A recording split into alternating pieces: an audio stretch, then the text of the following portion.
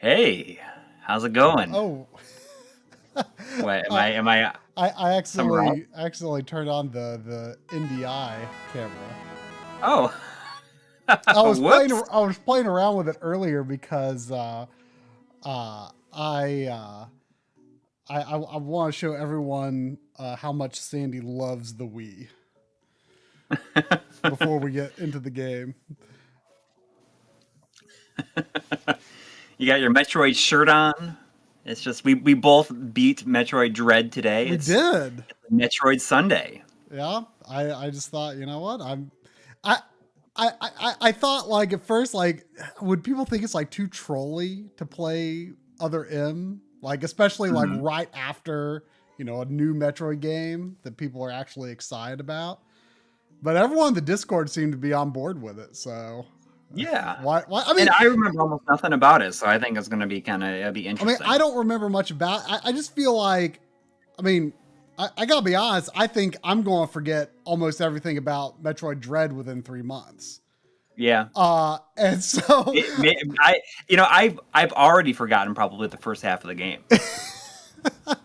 yeah, so I thought, like I don't pay that much attention to like what people say in general all that closely about games these days, Yeah. but I get the impression like people are really liking Dread for the most part. Like I think the Emmy stuff is kind of split, but like in general, I think people really like the game. And like both you and I were just kind of like, yeah, that sure was another Metroidvania. Yeah. I mean, Which is no fault of the game, it's not. But like but we both have definitely been experiencing Metroidvania fatigue. yes, for a long time, for several years, I feel like. Me probably more than you because you finished Bloodstained, you really liked it, I did, and and we were talking about this earlier. We think that I mean, even though I haven't finished Bloodstained, I would say that Bloodstained is better than Metroid Dread. I mean I Metroid Dread is definitely like the more polished game for sure. It's like it's the better made game, but I I I don't know. I enjoyed my experience playing Bloodstained more, and I felt we were talking like I feel like the big thing for me was I just felt like um uh the environments just didn't make an impression on me. Like everything looked very nice and all, but I, like I can think back and like I remember like the places I went to in Bloodstained. I know Shinjan, see a lot of people didn't really like Bloodstained, and I really liked it. And here's for the longest time when I was playing through the game, I was thinking like I liked it, but I was just kind of feeling like I was going through the motions playing it, and I was thinking like for the most part, at first I was like, well, this is just Metroidvania fatigue because Yeah. I get why there's so many Metroidvanias because I agree. It's like when done right, it's like one of the ideal ways to build your game. But there's just so many of them, and it's so hard to stand out from the crowd, even for Metroid, you know? Yeah. Yeah. And I think one thing for me was every time you got an item or a new ability, at first you're like, oh man, I've seen a ton of doors like that. And then you look at the map and it's like, oh, actually, like I've been on both sides of this barrier.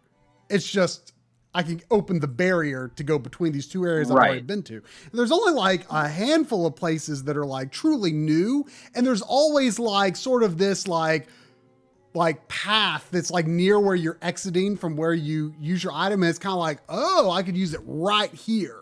So it's very clear that they kind of had this idea, even though there are Right. definitely times where you can like, oh, I could go this way or that way, and maybe I could do this first or that first, and you could change things Yeah. up. But there's definitely kind of like a recommended, like, oh, you should probably go this way. And like sometimes Yeah. I'll think like, is this really where I should be going? And then like all of a sudden you're to a teleportal and you'll go to this other area in this previous area that you couldn't even get to before because it's like this like separated area within this other area. So like, I guess my point is, I feel like in a lot of other Metroidvanias, including games like Bloodstained, when I get something new, I'm like, oh, yeah, where could I use this? And then I look on my map, and I'm like, oh, yes, here. I could go there, or I could go here. And I feel like that, I understand why they kind of wanted, because Metroid Dread just flows. It just flows. You know what I mean? Yeah. Like, it's just, there's not a lot of friction between you and progressing through the game, aside from the boss fights, which could be pretty tough, but they were actually, for the most part, very satisfying because you might have died a few times, but then, like, once you learn the bosses, they're actually pretty fun to fight. But, like, I feel like that lack of forcing you to really think about the level design and the world itself made the world not make an impression on me. And that's the most important thing to me in a Metroidvania game, where I want to get to know the world. I want to kind of start to understand like, oh, this pathway leads to here, here, and there. And it was just a big blah of massive. There was the occasional like really like gorgeous vista where usually when you're like outside, when you can see outside, then it's pretty cool. But that's only. Yeah, I like, mean, don't get me wrong; it looks good, but there's that one place where you're running down that long tube, and you can see that like the place where like the lava was like conducting the heat.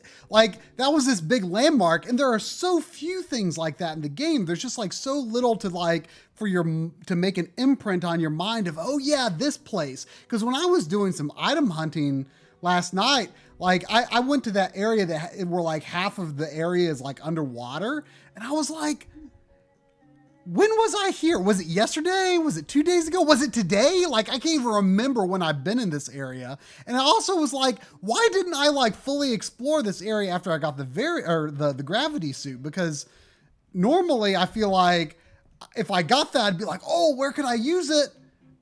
I should go. There's a ton of stuff here. But like, I wasn't already, I didn't go there until I'd already tried finding the final boss and didn't have enough missiles to beat him, you know? Like, I didn't even go there. Like, in another Metroid game, I would have been like, oh, yes, I can't wait to explore that water area. But, like, when I got the gravity suit, they just kind of funneled me along to something or other, and I just never found myself going back there. I don't know. I know that Samus Returns is kind of divisive, but I really liked it. I actually played a few minutes of it after being Dread today just because I was like, when I played it, I didn't even think about the fact that it was 30 frames per second. And I just wanted to see if that like bothered me. And it really doesn't. Like, for some reason, like when you're looking at a screen the size of the 3DS, like 30 FPS versus 60 FPS just doesn't make a whole lot of difference to me. A little difference, but not a lot.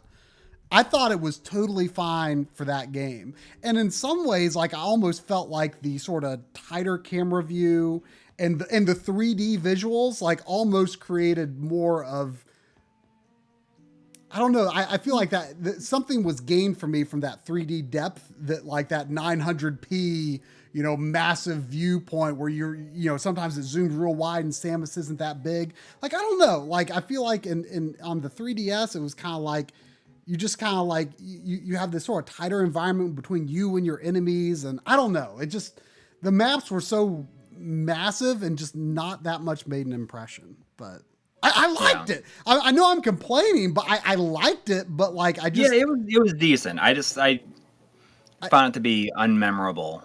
I think. When I'm done, like now that I'm done with it, like I don't see myself replaying it. And someone's saying, it's like set up for speedrunners, but I just felt that you didn't really have this like incentive to explore and just like find stuff unless you like really wanted to go out of your way to do it. And that's one of the things I like when you talked about like getting an item and, you know, wondering where you can use it. You know, like one thing I always like to do in Metroidvanias, like older ones, is like when I get like a pretty important new move, like a double jump or something like that, you feel this incentive to go back and kind of do like a world tour of like what you've explored already and see what you can find. Yeah. And sometimes, you know, it's just you can find some cool stuff, or you might not find anything that is like, or you just find your next path. You're not just like kind of funneled through to the next thing. Right. Here I kind of felt like I was funneled through, but also like kind of exploring haphazardly, because it was really interesting or sort of weird how like, it's like, oh, let's go to, you find this teleport and it like sends you back to this place that you've already been, but like you couldn't get there before. Like, so you're like bouncing around between all these. It's sort of funny because at the beginning of the game, the computer version of Adam is like, you must get back to your ship, Samus, as soon as possible. And that's like the entire game. Yeah. I thought like, oh, we're going to like get to the ship and then maybe it'll like open up more or something like that. And I mean, not to say it wasn't open, but it was just like, it was, I don't know. The flow of exploration was just not quite what I'm looking for in a Metroidvania, but it was good. It was fine, but it just didn't make an impression. And the Emmy stuff was, is the most divisive aspect about it. Like I didn't like it. I didn't mind like avoiding it. I just really hated, when you get caught and you fail, it feels like unfinished. Like it's just kind of like the animation happens and it's like game over. It's like then you got to, just like put you back outside of the room, and just automatically like load the checkpoint. I don't have to sit through the game over screen every single time that happens. It just there's no when you get caught, there's no like actual real death animation of anything happening.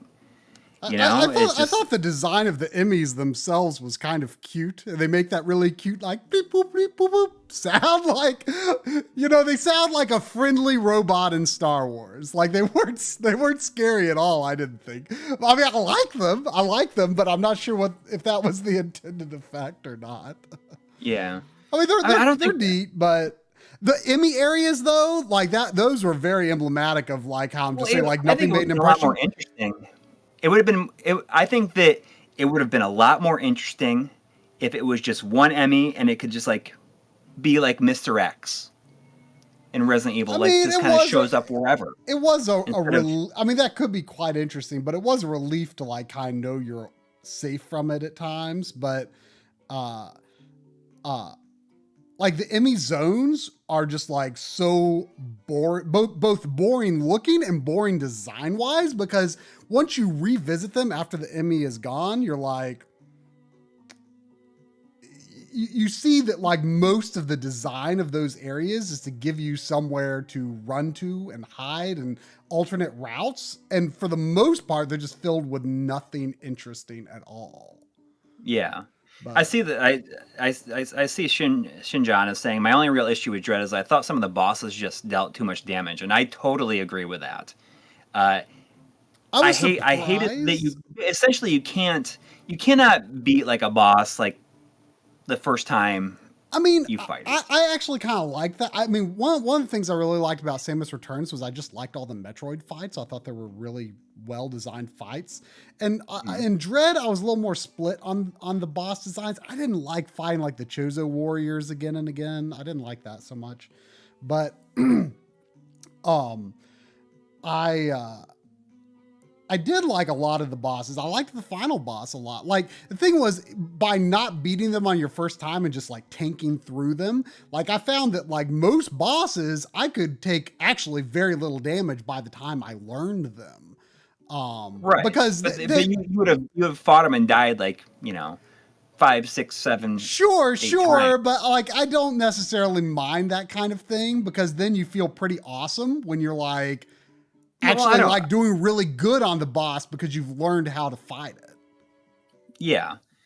But I think with the bosses dealing so much damage, it makes it feel as though the upgrades that you're getting, like even like energy tanks, when one hit from like a boss will take away like 300 energy or something like that. Well, yeah, because like my main thing on the final, my main thing on the final boss was, I needed more missiles. Like I did get more health as I went item hunting, but like I wasn't so concerned about my health because I had the boss pretty figured out. I just didn't have enough missiles, Yeah.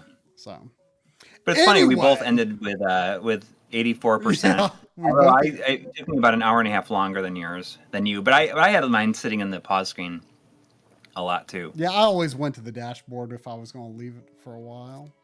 Yeah. So, all right. Well, there's 2 donations that are like way overdue. I really apologize. We just got carried away, and I'm sure we'll talk about Dread throughout the rest of the stream. But I do want to go back and say that Ron Stoppable donated, I assume, $5 Australian. Thank you.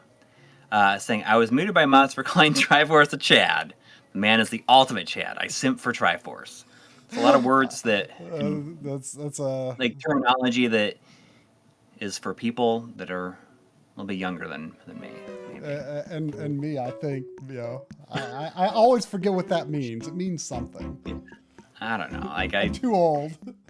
Well, yeah. But thank you. There's also it just said that the Gaming Blows has been a member for 13 months in a row. Wow, over a year. Wow. Saying, hey, been a member for over a year now. This stream is an indispensable part of our week around here. Glad it's going strong. Thanks, gentlemen. With a fist bump. But thank you for sticking around for so long. And you are, like, Gaming Blows is a important part of this stream, I think. Gaming Blows has been around for a long time. I mean, even influenced an actual entire stream one time. Oh yeah, with Prism. With Prism. So I made that very not amazing Samus Mii beforehand because this is my Wii that I have the Wii Dual installed in. And so I never got around to transferring my Miis on here. So there's just like 3 generic Miis on here. And a lot of Wii games like ask you to like put like a Mii for your profile. And I can't remember if that's a thing or not in other M, but I just thought, it'd be a good idea to make a Mii, at least some kind of Mii that, isn't one of the generic Miis. So I just thought I could make a Samus faster than I could recreate my exact Mii or however I would transfer it over. But I wanted to show everyone the Wii is Sandy's favorite console. And she even recognizes the music and sounds of the dashboard. Like earlier today when I because the Wii doesn't let you copy saved games to a system that you've never booted that game on before. So I wanted to copy my existing other M save to the system. So I had to turn it on and boot the game and then copy the save. And Sandy comes running, even though I haven't had the Wii on in, a couple of months probably, like, she always recognizes the sounds it makes because she freaking loves it. So watch this. I'm gonna hit the menu button and she's definitely gonna react. She'll react once the dashboard music comes up. That ring.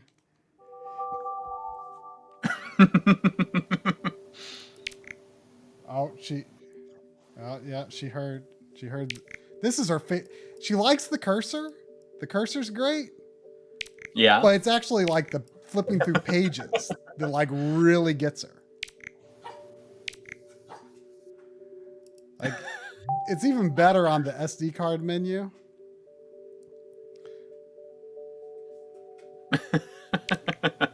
Because there's like more to flip through here.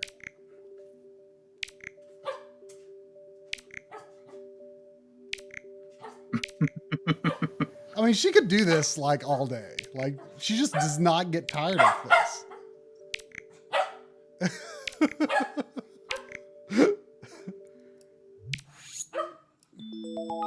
This is gonna be the stream for the next 3 hours. Will be this, just back and forth. She loves this. You ever try to bite it? But like the cursor, like she does like the cursor, but it's really all about that page flipping that she just is obsessed with it.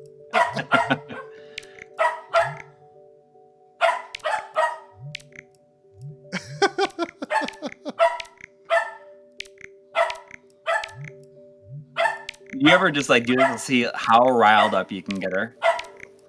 I mean, this is pretty close, I guess.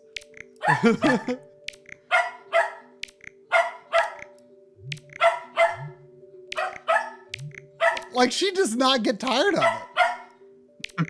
She just does not get tired of this.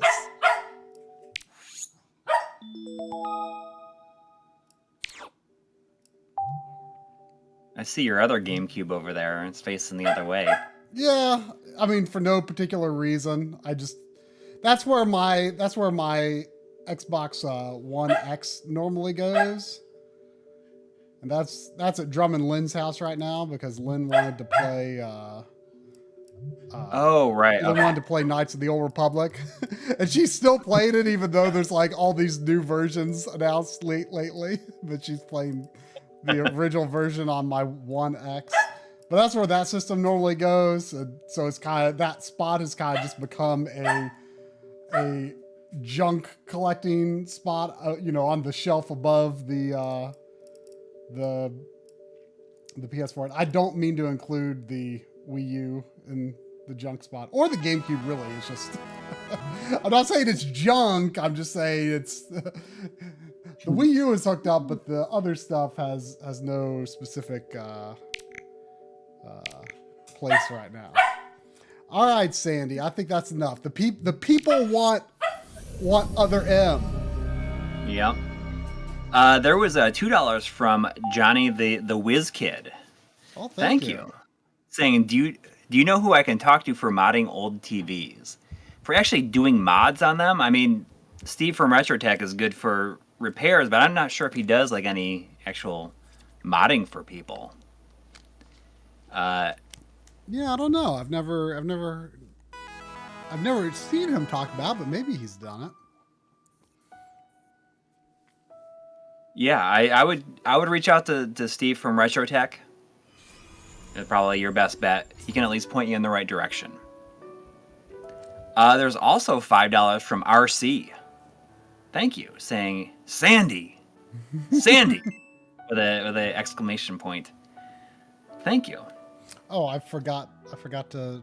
Oh, and there was turn the NDI off, so you can actually see the. See the There's also $2 from Jonathan Hinson. Thank you. Saying, I'm getting Metroidvania label fatigue. And I get that. Wow, you got 100% in this? I did, but there's a hard mode, so I don't have it marked complete. But like I liked it enough that like I wanted to go around and collect everything. I had fun doing it. Yeah, I'm pretty sick of the label Metroidvania. Well, what else are you gonna call it? Like it really explains. I mean, for people who are familiar with the format, like that explains what it is. I mean, that is the genre name, regardless of. I mean, what you want, but I don't.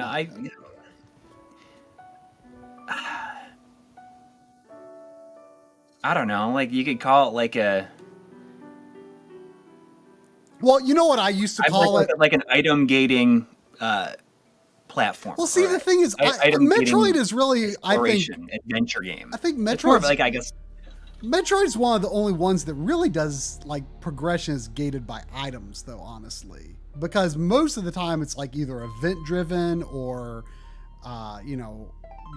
key item driven or something like that. Metroid is one of the few where like your ability to go to places is gated by your simple inability to go jump that high or use bombs or whatever. But like to me, you know what I used to call it, and this is a very, this isn't elegant enough for a genre name, but like before Castlevania like went hard down this route too. Like there was already Symphony of the Night, of course, but like when I played Resident Evil for the first time, for example, when I played the original Resident Evil for the first time, which was the GameCube version when that came out, I was like, oh, this is one big world, just like Metroid. I thought the same thing about like Metal Gear Solid. It's like it's one big level is what I used to call it. One big level. Yeah. Some people are saying in the chat are saying calling it a search action. I can get into that. Yeah. Search action. I'm gonna start saying that. I'm gonna start calling it even in videos. I'm gonna say search actions.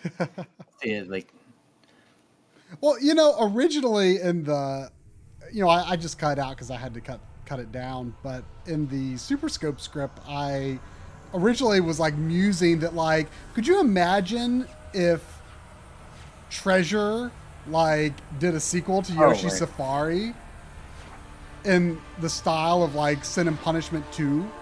Like it would have sold so well, and they would still be making video games today. But like I said, like, because Yoshi's Safari doesn't have like much in the way of like level design, so to speak. Right. It's just a bunch of enemies that come at you, whatever. But like I said, like, actually like really carefully designed levels in a situation rush sort of treasure game like Sin and Punishment. I was thinking like, where does the term situation rush come from? Because like I feel like you and I have used that term like on streams or something before. I like Googled the term and I couldn't find any evidence of this being like a term that people use. I'm like, did we come up with that? Like, I don't even know if we came up with that. I think it's really appropriate. I think it's really good. Like it's a great. It's not a boss rush. It's a situation rush. Yeah. Yeah. And most treasure games are these like these like a situation vignettes. It's like this like rapid fire set piece sort of action.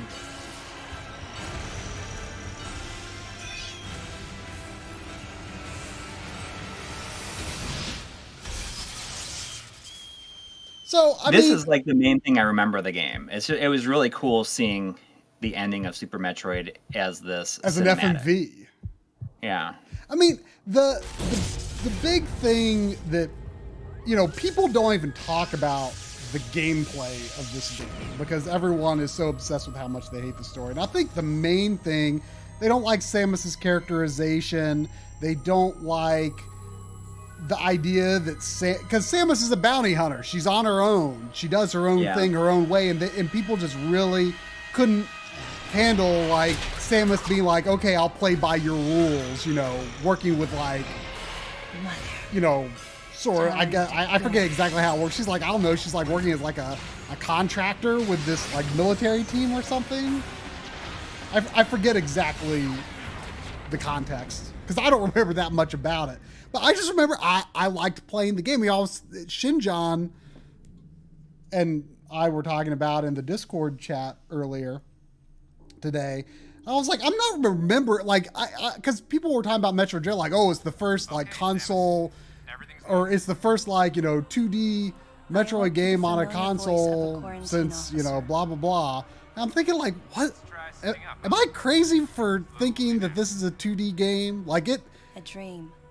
It has 3D aspects, but it is functionally a 2D game. Thanks to the hyper. Like it's more of a 2.5D game in the vein of Klonoa is my memory of how it plays. Yeah, I barely remember anything. So I'm curious. And she like body slams, like does wrestling moves on enemies sometimes. I don't really remember that.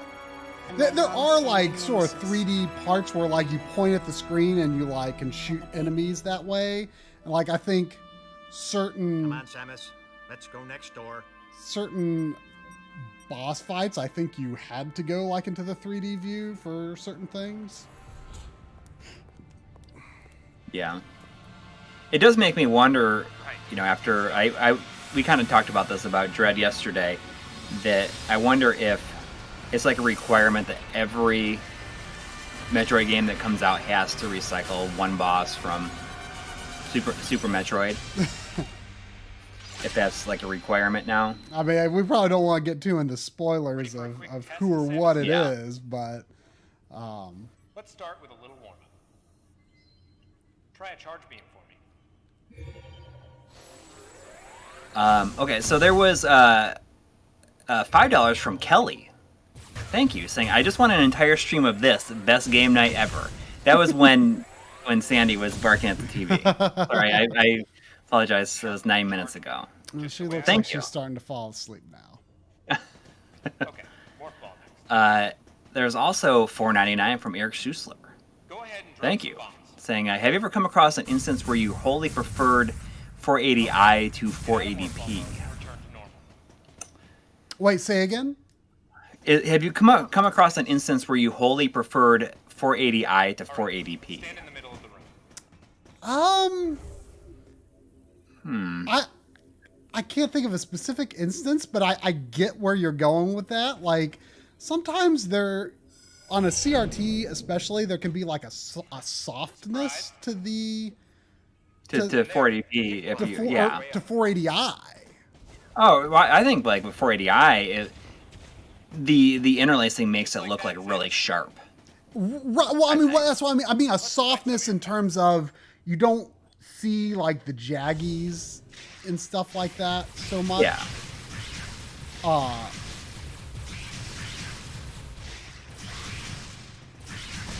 And like it almost in some ways looks like there could be infinite detail behind there. You know, we've talked about that a lot, like with the first time we ever saw Sonic Adventure. It just looked like it may as well have been HD. Yeah. Yeah, and I think that, you know, on CRTs 480i can Those are the moves I remember. look almost HD. Yeah. I don't know. Like that in my memory, that's what Sonic Adventure looked like the first time I saw it. Is that it basically looked like what I imagined 480i would or HD would have looked like. Yeah. So I mean, whereas 480p, I think even on like a 20L5, like you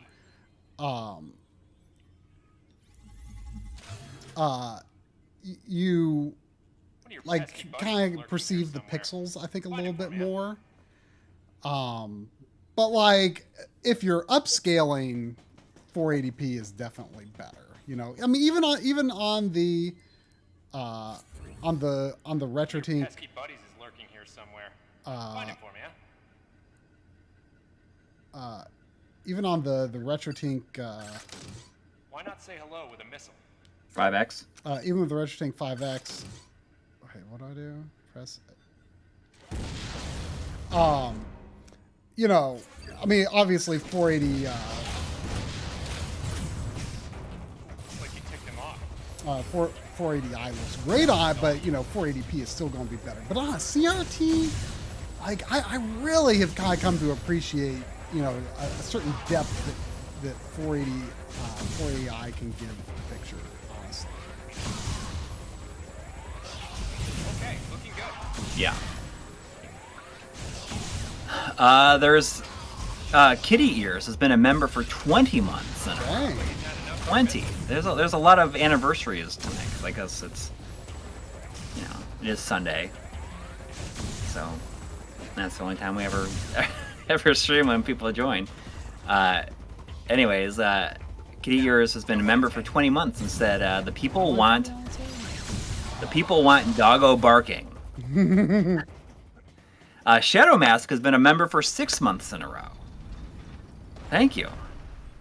And there was $5 from Mitch B, saying first time able to watch live in months. Coury, did you ever play Florence? I have it on my Switch. I have not played it. I promise you that I will play it before the end of the year. All right, Samus. That's it. But I purchased it and I have it. It's just on my system. Looks like you took quite a bit of damage. It's unbelievable how well you've held up. I wondered if this too was a result of the power. My cat's here. I'm trying to get her to come up and say hi, but she's just Right. You're doing the meeting room. down here.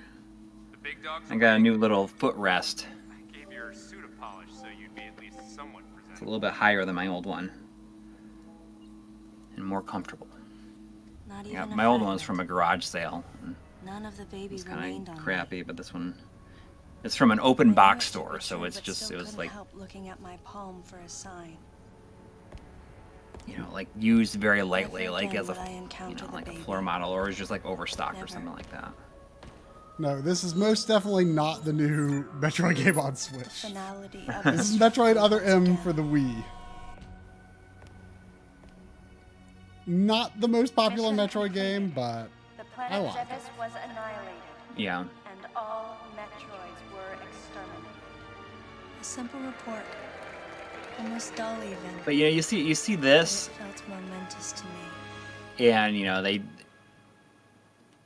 I thought for the longest time that they didn't know what to do with know how much Samus's time passed design since then. after Metroid Fusion. Days went They by wanted in their something quiet that, way, and people's recollections of they Metroids wanted and her space armor, pirates grew nebulous over but time. to be an evolution of Like- how she was changed in Fusion. yeah, and that was probably my favorite part. Oh yeah, her new design and Dread is fantastic. Yeah, I mean, at least Her at name first, is Baby's I Cry. A common it's SOS a lot more for urgency organic, of a baby which crying. is makes The sense, I nickname guess. comes from the fact that the purpose But of they the signal is to draw attention. do something like towards the end of the game. I was like, oh man, Part of space. it's not. I altered the course of my ship. They had a as hard if enough this detour time had already figuring been out what to part of do my with plan. Post Fusion. I can't imagine Baby's cry. them trying to figure out what to It do was after as though this. it was If crying specifically for me. they stuck with that. I thought it was so funny, when at some point Adam is just like casually talking about how like the plan is to destroy the planet. Like, you got a bunch of things on planet that you need to get rid of. Let's Yeah. blow it up. Yeah, in a weird way, I was not expecting the X to show up at all. Drum and I watched a movie several months ago that was the first movie that John Carpenter directed. I'm drawing a blank on what it's called. Is that Assault on Precinct 13? Or No, before then even. It was this like really weird like space comedy of some kind from like the late 70s or mid 70s, I guess, or maybe early 70s. I don't remember what it was. Like it's these guys on this ship that like goes around like I forget what the reason was, but they're like these like no one like humanity had never encountered like any other life in the universe, but there was a reason that they were going around just like there were certain planets that they were going and blowing them up. That's what the whole purpose of this space mission was, blowing up these planets. And they just, at the beginning of the movie, they blow one up, and it's just like, all right, well, on to the next. That was what they were doing, just blowing up planets. just blowing them up. Just blow them up. Okay, so there is $4.99 from Poever. Thank you. Saying, what's the best way to hook up a Wii to a 4K OLED TV? You're using the Wii Dual here, but I would say probably 480p going into like a retro tank or an OSSC at this point. Yeah. I'm just like that line doubling, like 1440. or 1440 960. Sorry, looks incredible. I think. Yeah. It's just this is a lot easier for me to just play this way right now. So it's a side scroll, but you can move in and out. You can move in and. I mean, I would argue it's more of a. I mean, based on my memory of it anyway, it's more of a 2D game than Crash Bandicoot. And Crash Bandicoot is like in a lot of ways like functionally a 2D game. Right. But like for the like you just like you hold up and down and like everything is like on a grid. So even if the camera angle is like tilted slightly, but I'm still just holding straight left, you know? Yeah. And for the most part, you're moving around areas like this. What is she doing?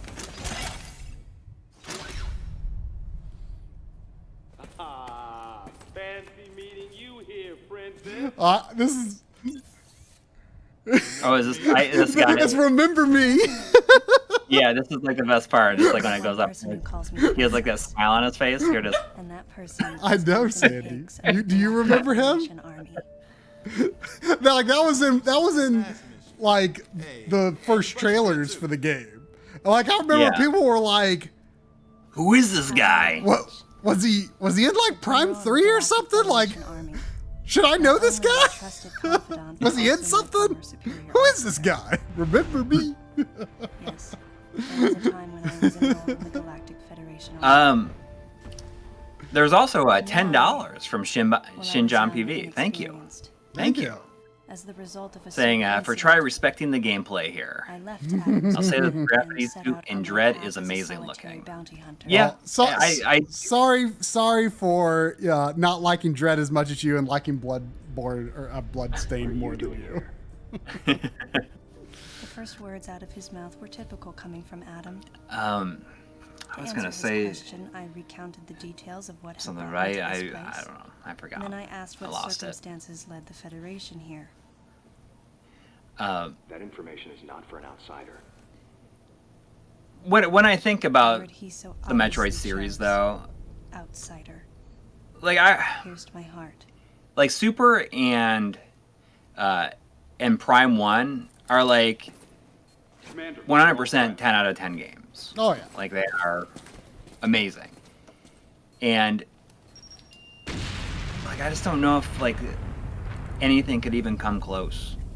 Like yeah, I don't know. I mean, Ever we'll see about Prime 4, but I mean, Prime 1 is my favorite Metroid game. I think our only option is to use the laser. yeah, I mean I could see that. And for the most part, you know, Prime 1 is kind of just like a first person remake of Super Metroid. But it's tricky to And pull off without collateral damage. that's okay, you know, that's What we need is some way to focus the I power think- onto one centralized location. what they did in Prime, like in both of those games, you never felt like there's like a million different abilities. That's like I think that once in Dread, what I kind of felt is that you would get upgrades, and then you would immediately get upgrades that nullify your previous upgrade.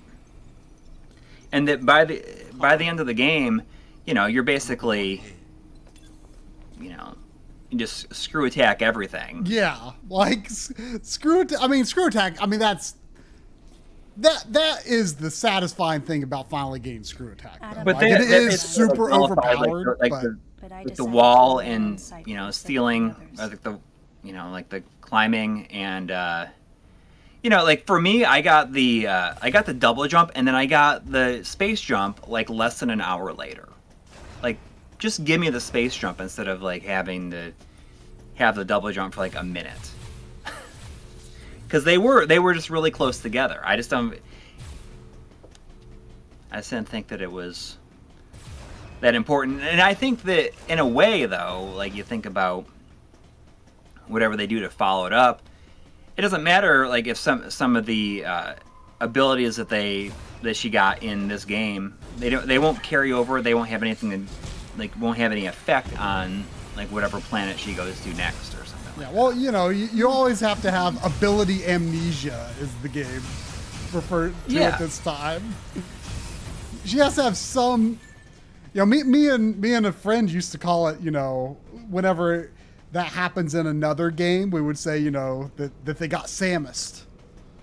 You know, where, you know, you're coming in from a you know, a previous game.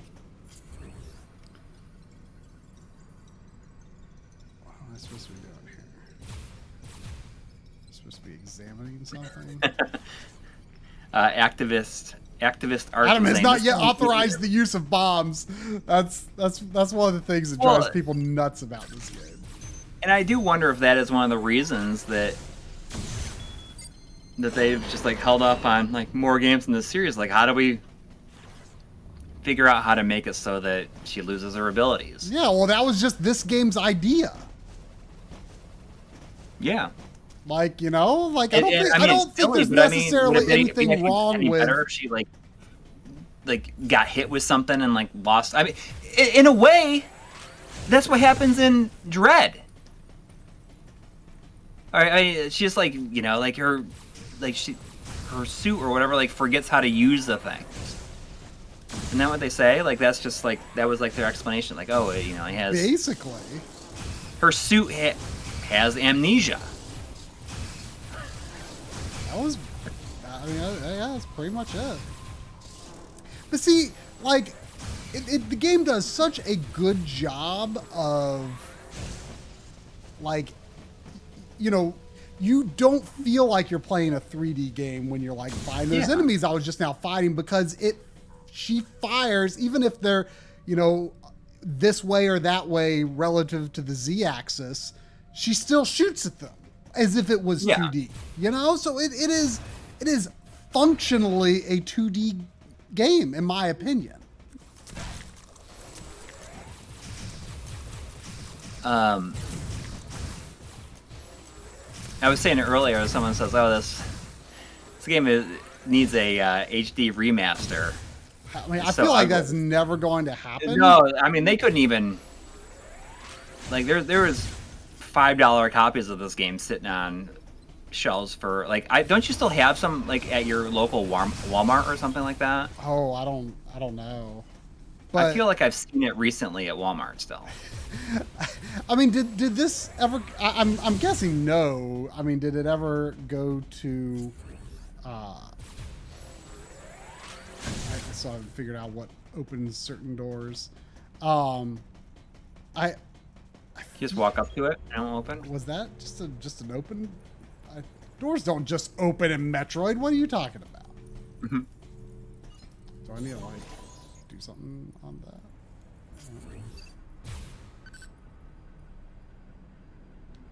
that? You know, Tony Galvin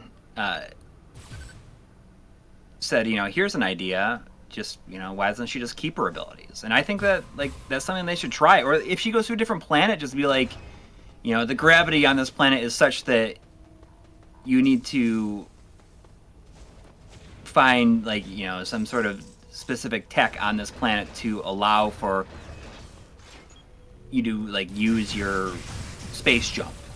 You know, like, it's just, it's the gravity is too, it keeps you, you know, pulls you down too much. Like, it just doesn't work. It's not yet authorized use of bombs. It's right there.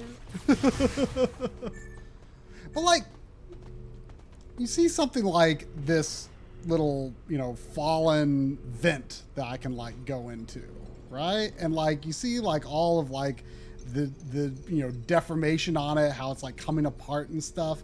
Like, I kind of feel like Metroid Dread lacked stuff like that. And I you know, where, like, everything was kind of built out of these, you know, samey sort of building blocks, you know? And, like, to me, even when it's, you know, a tile-based game on Super Nintendo or Game Boy Advance or whatever, you know, Metroid, to me, has always been sort of a very organic feeling game, except when it's in environments like this right now. But, like, like I guess I just thought a lot of the design was really based on these, you know, sort of samey blocks, which, you know, I mean, the same criticisms could probably be leveled at a lot of games that I'm just overlooking. But I don't know. All I can say is that the world design did not leave much of an impression. Yeah. There's $5 from Joshua Helmicke. Thank you. Saying that's different than having someone. That's different than having someone demand that you not use your tools. Her suit breaks down because it's a tool. Yeah. Yeah. But still, like, I mean, they can't have the same reason for her to lose her abilities in every single game. Yeah. And, you know, like I mean, what do you want her to do? Like, not like play along with this? I mean, this is uncharted territory for Samus in a Metroid game, like having to work with, you know, a team of, you know, other professionals. Like, you know, like, why not try this idea? People didn't like it. I mean, like, well, what's wrong with trying it? You know what I was saying when I was saying before the stream? I was like, why don't they just like not worry about it? They should just. I think that they should essentially just like get rid of 95% of the story in these games, anyways. Oh, sure. Would people be upset if that happened? I don't know. I mean, because at the beginning of Dread, there's so many cutscenes, and I'm like, what is going on here? Why is there so many cutscenes? Well, I mean, they had to catch you up on the story, you know, that's 5 games deep. Yeah. But, you know, so I thought it was pretty well handled, all things considered. But, you know, one of the things that I thought was so, I mean, a lot of games do this now, but at the time it was pretty unique. I thought that Metroid Prime told so much of its story through its environment. You know, obviously scanning has kind of become a sore point in games, but I think Metroid Prime, for the most part, did it pretty well. I thought it was. And that was how you learned the story of Talon 4, was through the environment. Yeah. And you didn't have to read that stuff if you didn't want to. And it doesn't really matter. I mean, it was, you know, necessary for 100%, and you know, it's definitely been misused in games. You know, that sort of scanning concept, but it worked in Metroid Prime 1. I didn't know what had brought Adam here. Yeah. But I did. Was there like ever an explanation behind the use of the name Metroid Dread? I mean, I know that the term Metroid Dread is like has appeared in previous games. I think it was just a bit of lore that was like, you know, fans I think just latched onto it like, ooh, what if this next game is called Metroid Dread? Well, yeah, but I mean, like the Metroid Dread was, you know, like was something that was brought up in a previous game, but they didn't explain what it is. But they didn't explain what it is in the game called Metroid Dread. Yeah, well, I mean, I won't say what it is, but, you know, maybe what it is, you know, spoilers, maybe. Well, perhaps, but there's no way we're supposed to know that. Well, I mean, use your imagination. I mean, you're saying you want less story, so don't complain when they don't explain something. You can use your own imagination. Yeah, that's true. That's true. I'm okay with that. I think that it would have been a lot of these would be okay if they just didn't have cutscenes. Really, they just. You know, start her up with barely anything. Just like keep her design, but like, you know, just because. You know, she doesn't have to have all the weapons that she had in the previous game. Like, you know, like her. You know, like her screw attack, it ran out of energy, and she's been looking for a way to refill that energy, but can't find it anywhere. You know what I mean? Like it takes some sort of energy. Like they could get away with like the whole that. The Aeon concept in Samus Returns. Right. You know. Yeah.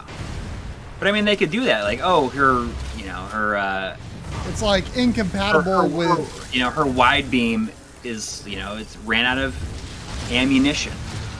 Or like it's not compatible with this planet's atmosphere or something. Well, that's what I was saying before. Like, why not say that certain abilities like a space jump, like it's not compatible in the with the atmosphere on this planet. I woke up on the grumpy side of the Metroid bed this morning. Maybe it just I'm also gonna have to ask that you follow my commands. I don't know. Like there's a lot of things I liked about it, but I just You don't fire until I say so. didn't feel like it wasn't particularly compelling to me in the end. But I think that would be a perfectly acceptable way than coming up with weird reasons she can't use certain abilities. Just like say that those abilities are out of energy. I mean, maybe that's like the main reason that Metroid games don't come along as often as we want. Well, that's what I was saying. Like maybe they don't know, like they don't know how to explain away her previous abilities. I mean, and I feel like people like it'd be an easy way out, but I feel like people would just not accept a Metroid game that you didn't play. At the time, I felt surrounded by people who treated me like people just could not handle. Oh yeah, you can't do that, especially now. But and yet with Adam, I was grateful. I don't know, like.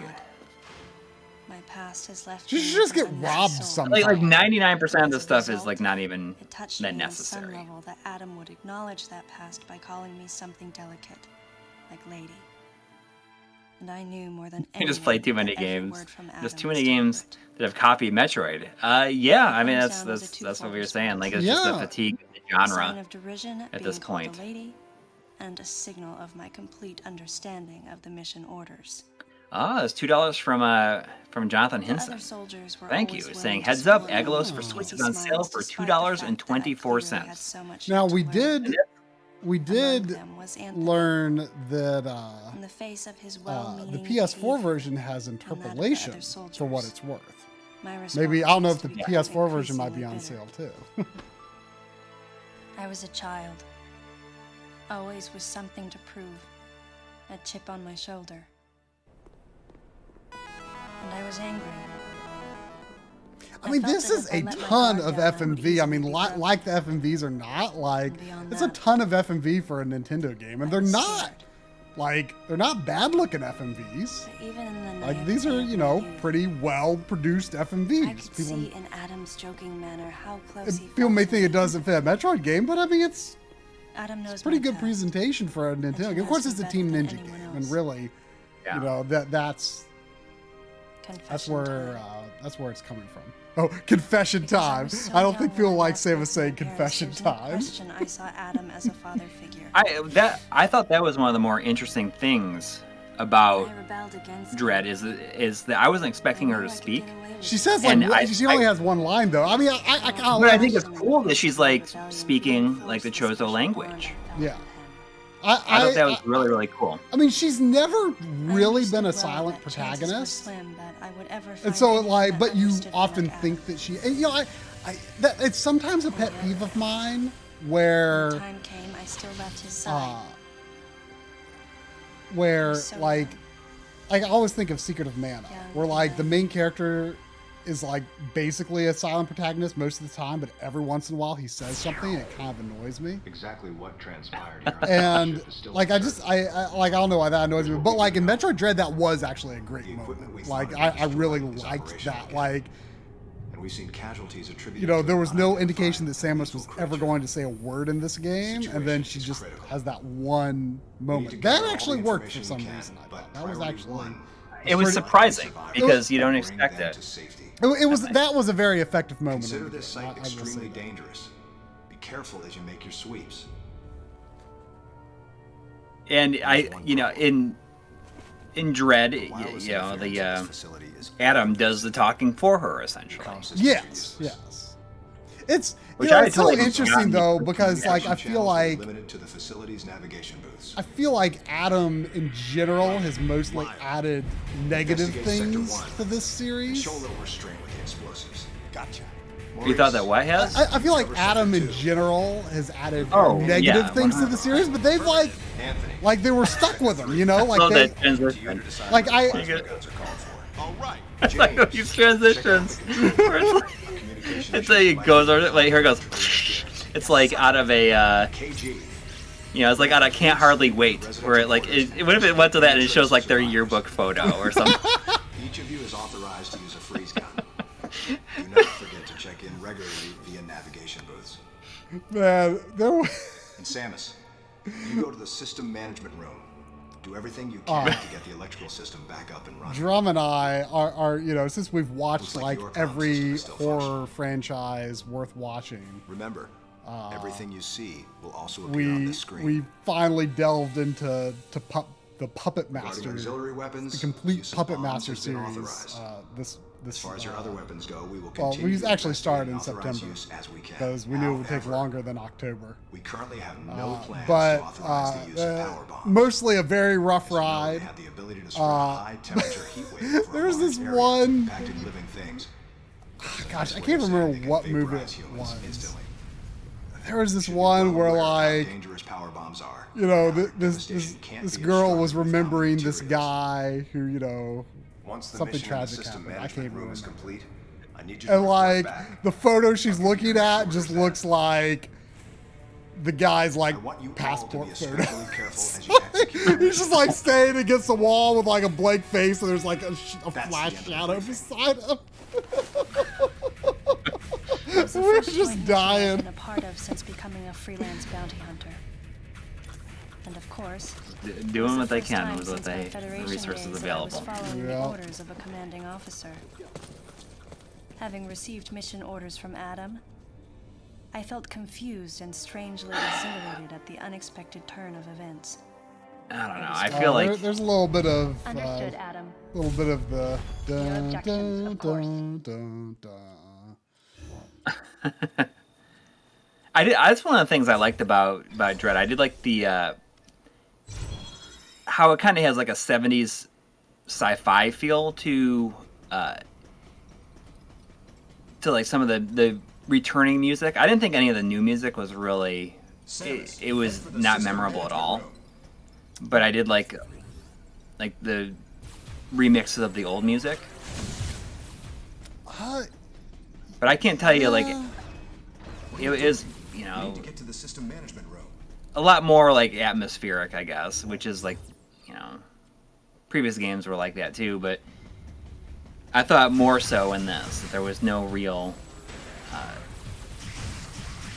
memorable like area theme or anything like that.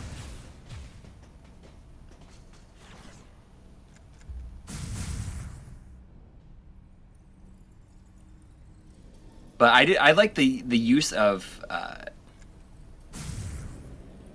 film grain at times. Yeah, that was pretty And I can't help but feel that was inspired by, I think there was like a fan film that kind of used a 70s like 70s movie aesthetic to it. And I mean- can't help but wonder if that was part of the inspiration. I mean, it's honestly impressive, like thinking, you know, Metroid's origins were just this, you know, Famicom disk system game that you would think that maybe not like that much thought was like put into its, you know, visual design as something that could stand the test of time. And yet it does, you know, it's, is that like a hole or something? You know, it does. It's, you know, it's always been this, you know, I think a pretty top tier, you know, sci-fi world, you know? Yeah. Am I supposed to be going down? What am I supposed to be doing?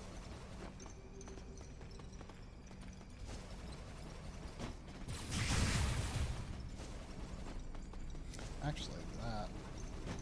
place that I couldn't use bombs before. Is it in here or near here?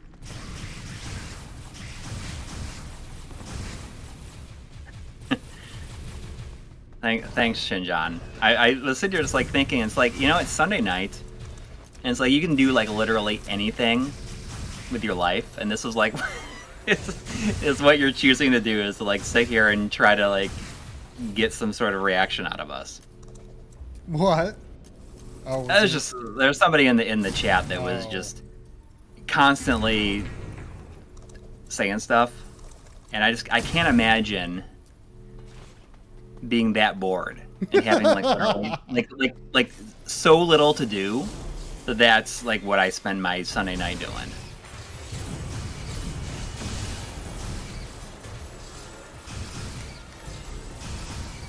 See, this game, you know, it's not exactly the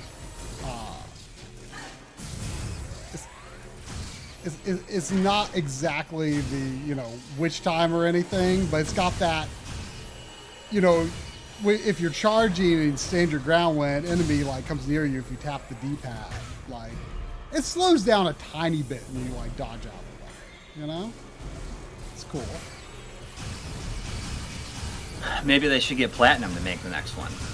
I mean, that would work. It'd probably be really awesome. It probably would be. I mean, you know, you know, Team Ninja is definitely, you know, thought of, I think, as, I mean, regardless of what anyone thinks of them, I think they definitely try to position themselves as like one of the premier like 3D action game, Japanese 3D action game studios, you know? Yeah. Yeah, people are like, Master Safer saying, dude, Platinum Metroid, oh my god. I mean, Platinum almost anything, you know, sounds pretty enticing, honestly. Yeah. And it just like Star Fox Zero, right? And, you know, really what it should have been is that... Oh, these are hives. You know, Treasure should have made Star Fox. They should have hired Treasure to make Star Fox. Like back when, you know, like... After Sin and Punishment 2, they should have had Treasure make Star Fox. You know, speaking of Team Ninja, I was telling you, I was I'm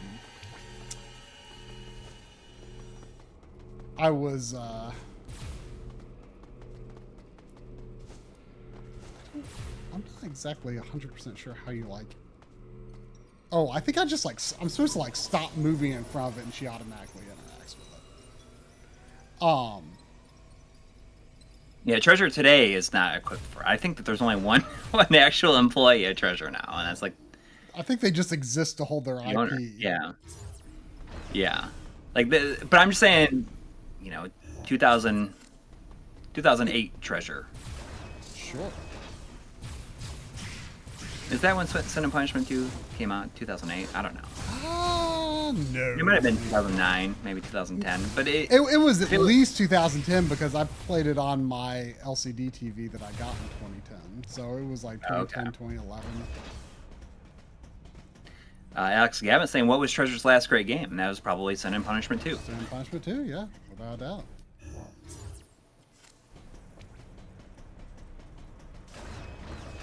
But speaking of Team Ninja, I got the Asian physical. Oh yeah. Oh. I don't. The Ninja Gaiden trilogy, right? This is funny. I don't remember this. Yeah. I was surprised to see that it's you know, it's on PS4. It's you know, it's native native 4K, but without any anti-aliasing. But you know, I think a lot of people, like, it's fans in general, I think are kind of not too hot on the new versions though, because they're the Sigma versions. I think people prefer the original Xbox version, like especially the hardcore fans, because I think they say the Sigma versions are easier. Right. But Not having a I mean, the only game in the 3D Ninja Gaiden series I've even played is Ninja Gaiden Sigma on PS3. So, I may as well stick with Sigma. Yeah. I mean, that doesn't bother me. I'm not like so into, character action games as I think the genre has started to be called.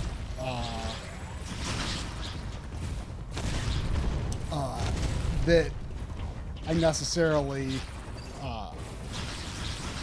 need a harder version of that, because it's not a genre that like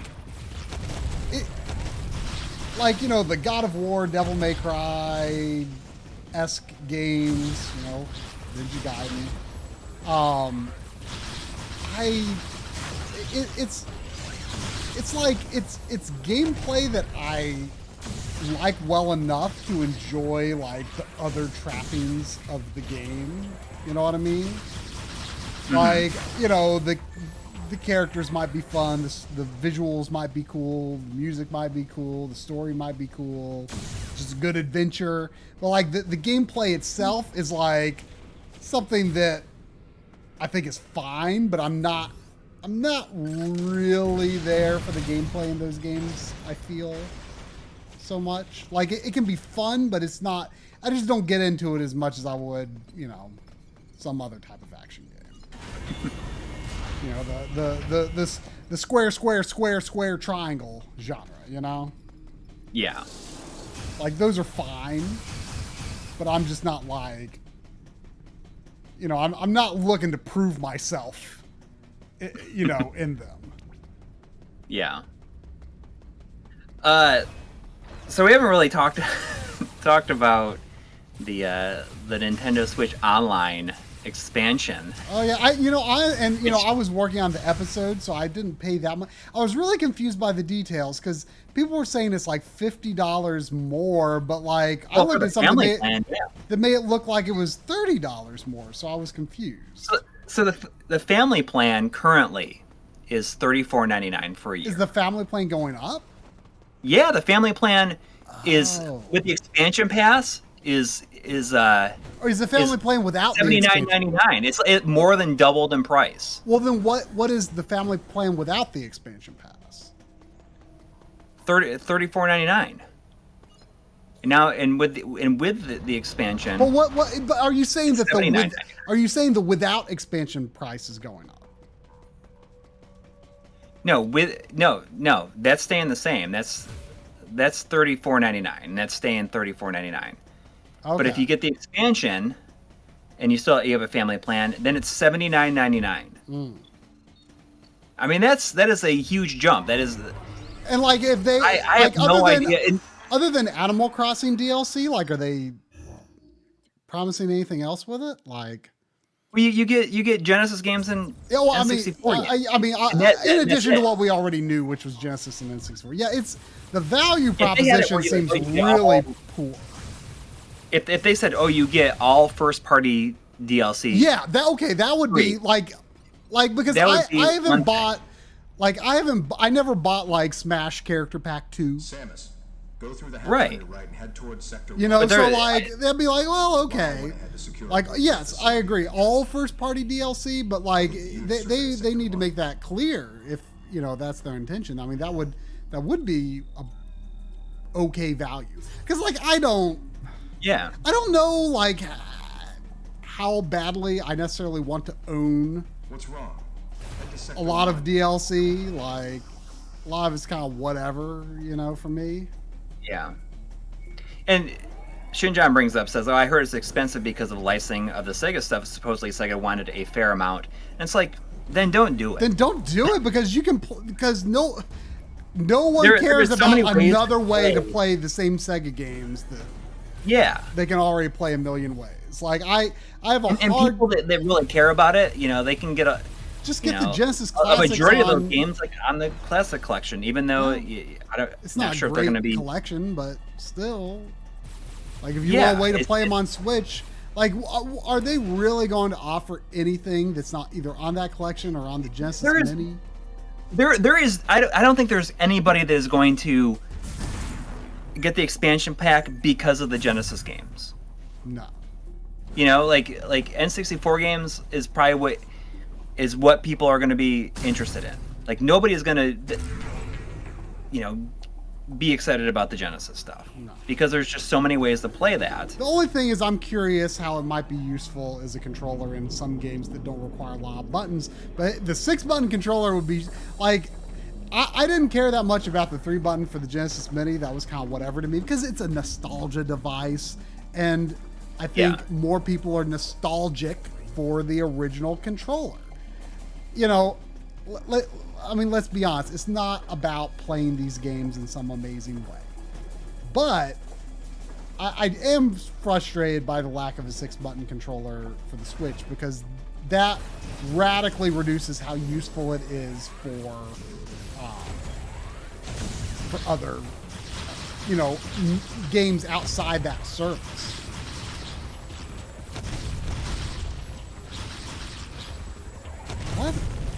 Is there like an, okay, is it just like you have to land on their head just so, or is there like a certain trigger that when you can like jump on their head? It's like, okay, I haven't hit these. Can I like, see, I said on Twitter and, you know, and in the Discord that I feel that it would probably be like justifiable if they made it so that, oh, you can have more than one primary Switch if you pay for the expansion. And it will, you know, unlock one of, like another system or two to play your digital games offline. Because as it is, you can only have one primary system, and that system can play games offline. If you have a secondary system, to play digital games, it needs to have a connection to the internet. See, and for a device like the Switch, that's horrible. But you know, think about all of these families out there that probably have kids with Switch Lites that can't. And those kids, you know, if they're away from the internet, they can't play those games if they have them digitally. Yeah. And I think that if they upped it so that you could, you know, if you pay for the family plan, it would unlock those systems to play the digital games offline. I think that would be probably of a lot of interest to many people, especially people, you know, they have multiple Switches in their family because of kids. Yeah. Yeah, well, I mean, Josh Cohen says just buy the games again, but okay, I mean, that's what Nintendo wants you to do. That's exactly what they want you to do. You shouldn't have to. But I feel as though they could work out a family plan that is more forgiving than what is there. I mean, like my Apple family plan, you know, all the apps that I've ever bought, like my kids can install them on their iPads, and they don't have to be online to use them. There is a way to do that. But it's weird. It's like I don't think anybody's going to be buying it for the Genesis games, but also like I don't even have Animal Crossing, so I'm not going to pay for this DLC that I have no desire to use. I can't even believe that they don't have a version of this that has no Animal Crossing DLC. So I'm like forced to buy this DLC that I will never use.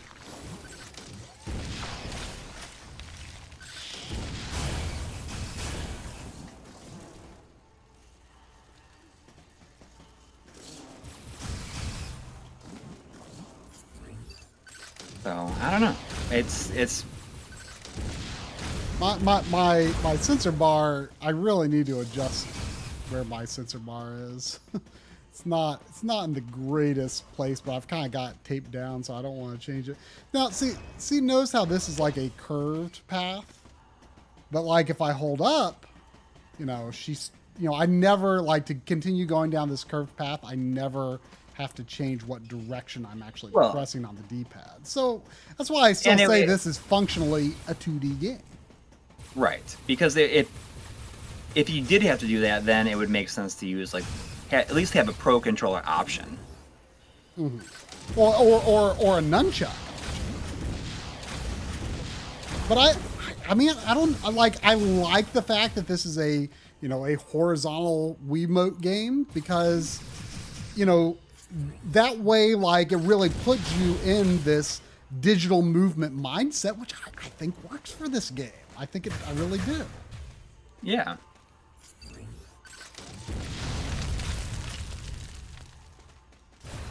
Like, I think, like, the general, like, movement, navigation, combat, everything in this game, I think feels really good.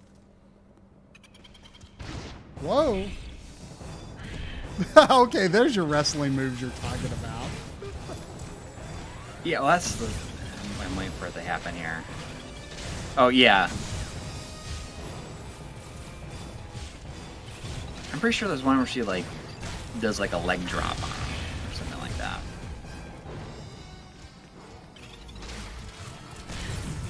Oh, But, my yeah, Wii remote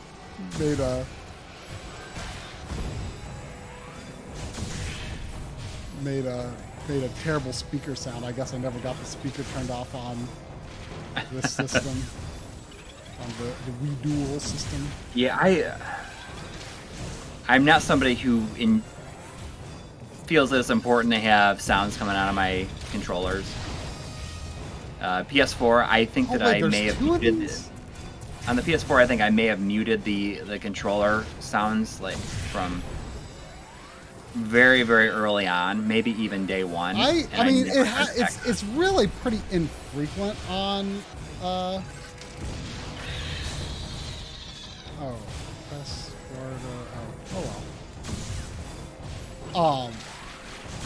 On PS4, like it happens so infrequently, and the audio quality is okay enough that I didn't necessarily feel like,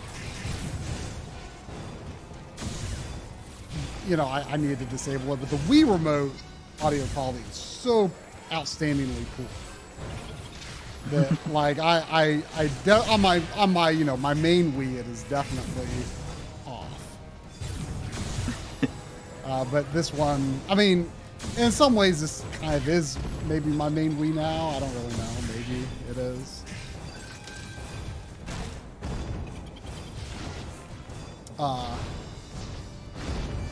But I just don't have it.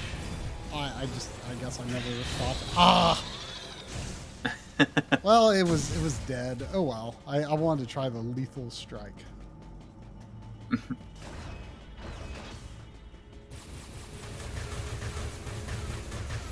See, like, like sort of the overgrown, like, organic stuff, like down this tight hallway. Like, I feel like Metroid Dread, like, it did have, like, some organic environments, but, like, in some ways it was just, like, almost, like, so zoomed out that, like, I never really, I don't know, like, it's hard to put my finger on what it was, but just, like,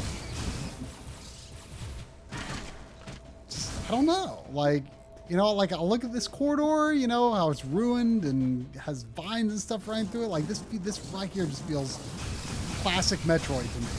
And there was not settings like that so much in Dread, I felt.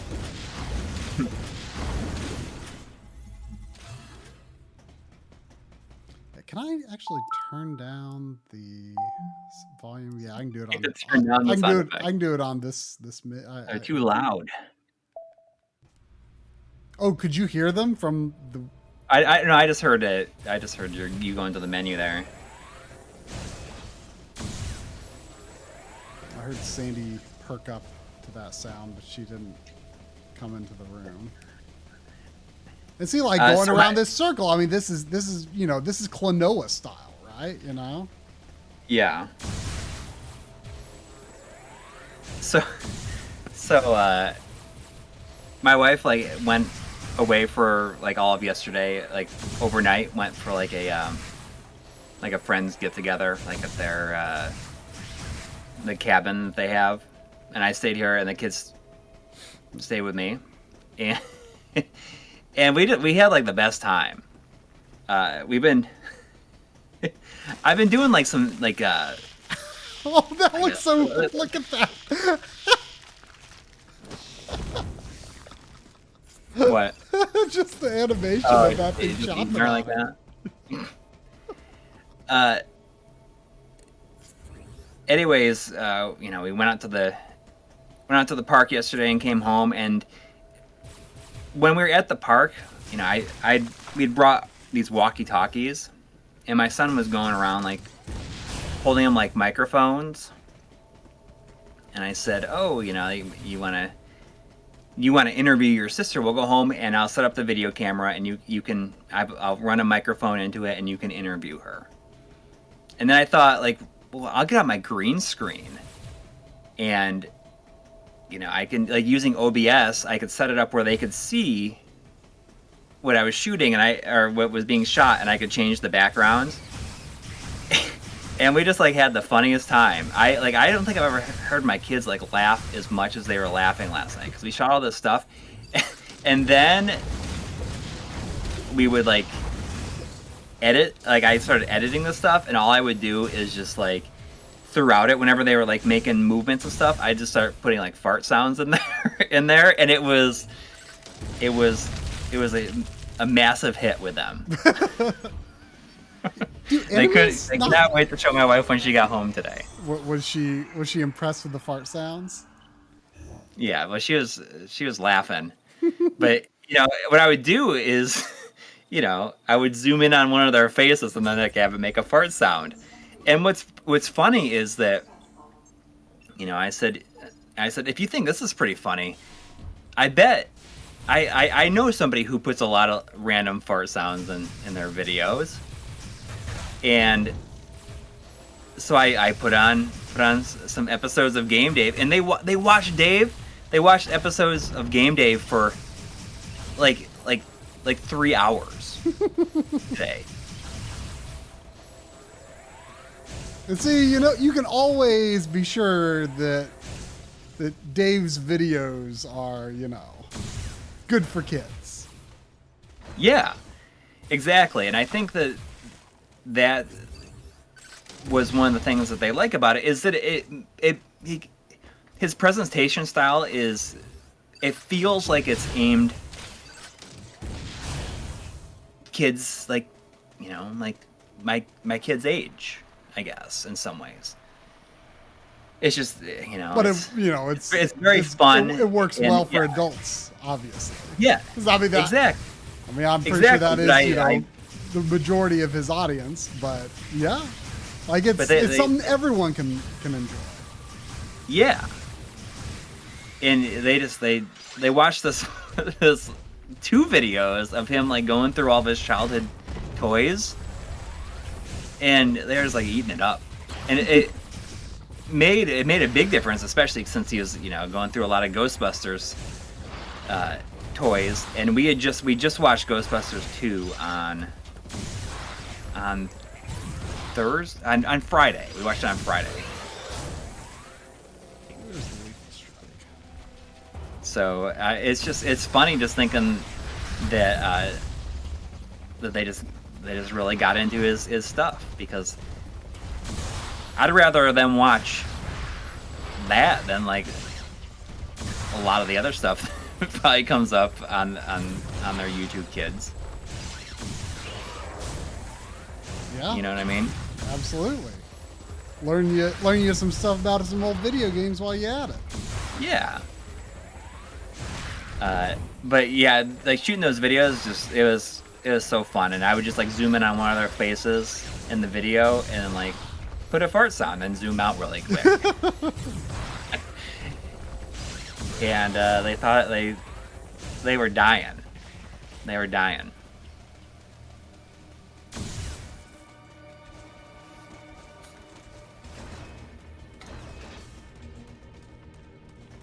I think I'm thrown off by the fact that you, like, I guess you don't have to shoot to go through doors that are already opened.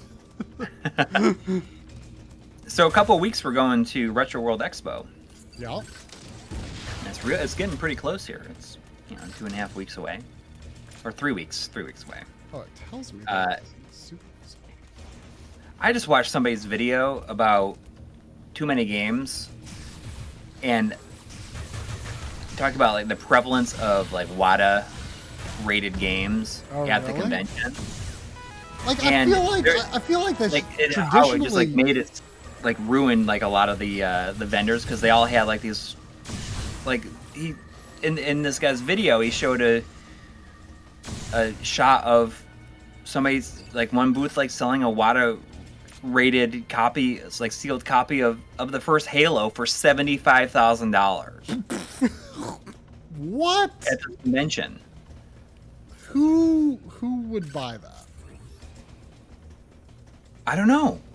That's crazy. Like, I mean, I feel like in the past, like you'll find several copies, maybe not sealed, but whatever. So I'm wondering what it's going to be like at Retro World, if we're going to see a lot of that stuff there, because there's not a lot of stuff that I am like even interested in getting right now anyways. And I had that experience when I went to the Torg convention here in Columbus a couple weeks ago. But yeah, I was kind of shocked. And it's like makes me not excited about the vendor aspect. Yeah, I mean, we'll see. I mean, I feel like in the past, like there's only really been a couple. I remember like near where our table was at Long Island, there was like one booth, and they that was like their specialty. That was like the only thing they sold was like games in those little rated cases.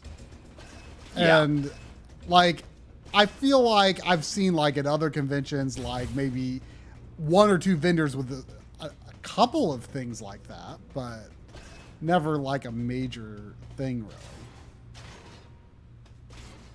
I see that where is it?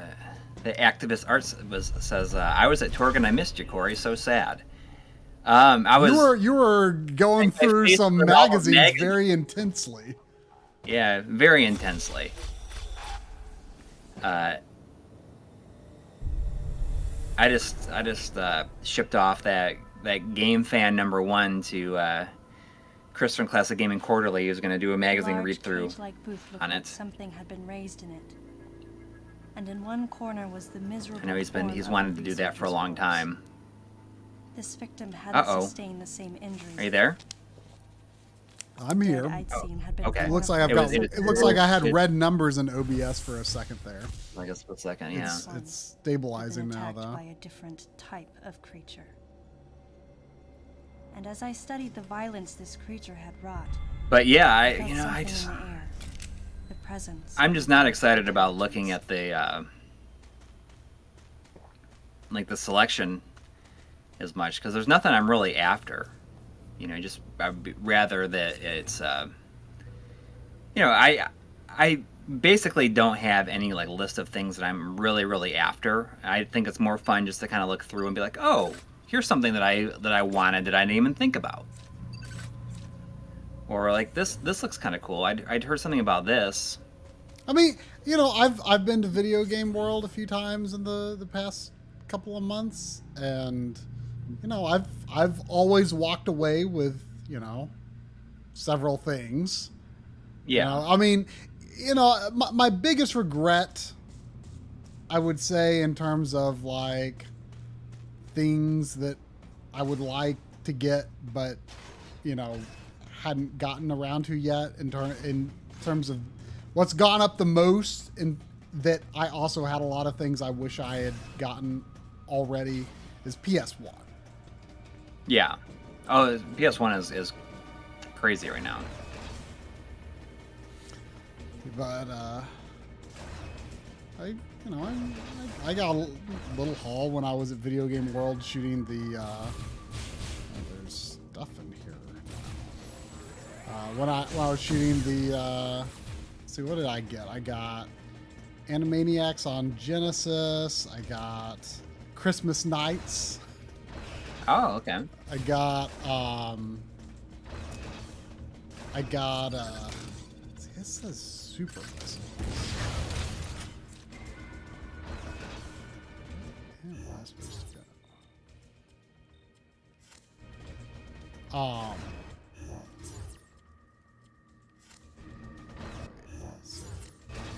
Activist Art is saying a guy's entire booth got bought out at Torque for $15K. Tried to buy a game off him, and he said it was too late. Probably a WADA guy. I mean, I don't know. Like, it's just it's not very fun. And that's what I appreciated in your new video, where you're like, "Hey, this game is pretty cool. It's pretty cheap too." Yeah, I tried to make a remark on, like, you know, the prices of most games, just because I thought, like, because it's in some ways noteworthy, I guess, that, you know, some of these games are not expensive.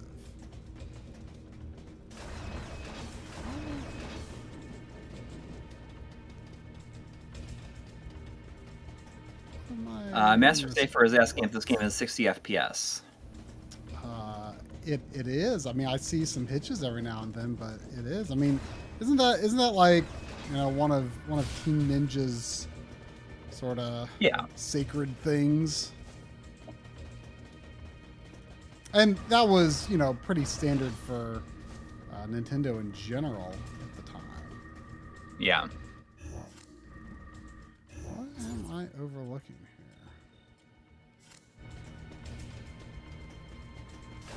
Is there something I don't understand how to interact with? I think. I mean, I don't even know what I'm looking for at Retro World. Yeah, but let's see. I mean, just thinking of things I got recently. I got that copy of X Zone that was in the video. I got Christmas Nights. I got the Saturn the Japanese Saturn version of Rayman, which is a lot cheaper than getting a US Saturn Rayman or a US Black Label jewel case Rayman.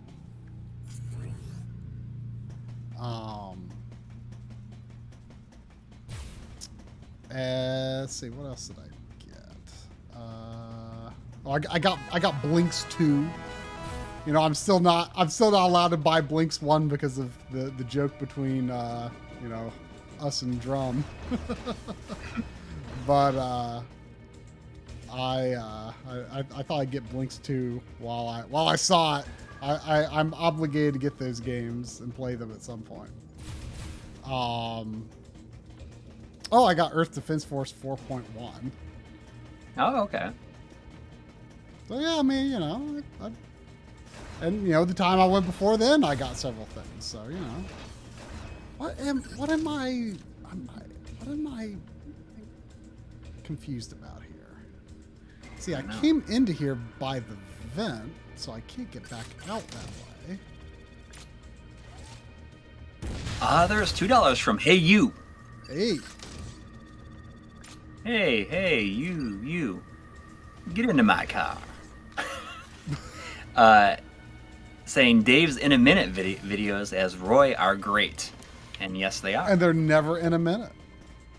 Nope. That's the joke. Does anyone know what I'm doing wrong here? I seem to be stuck in a small area with no...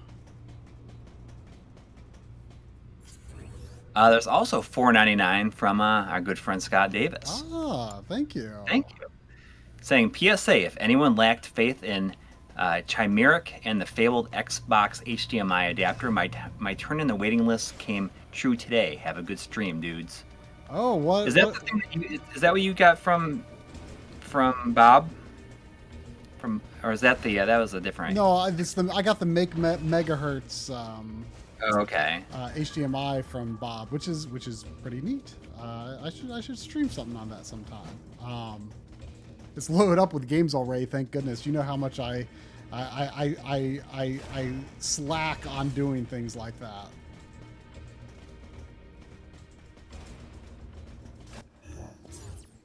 Okay, I The need to. the XP I need to.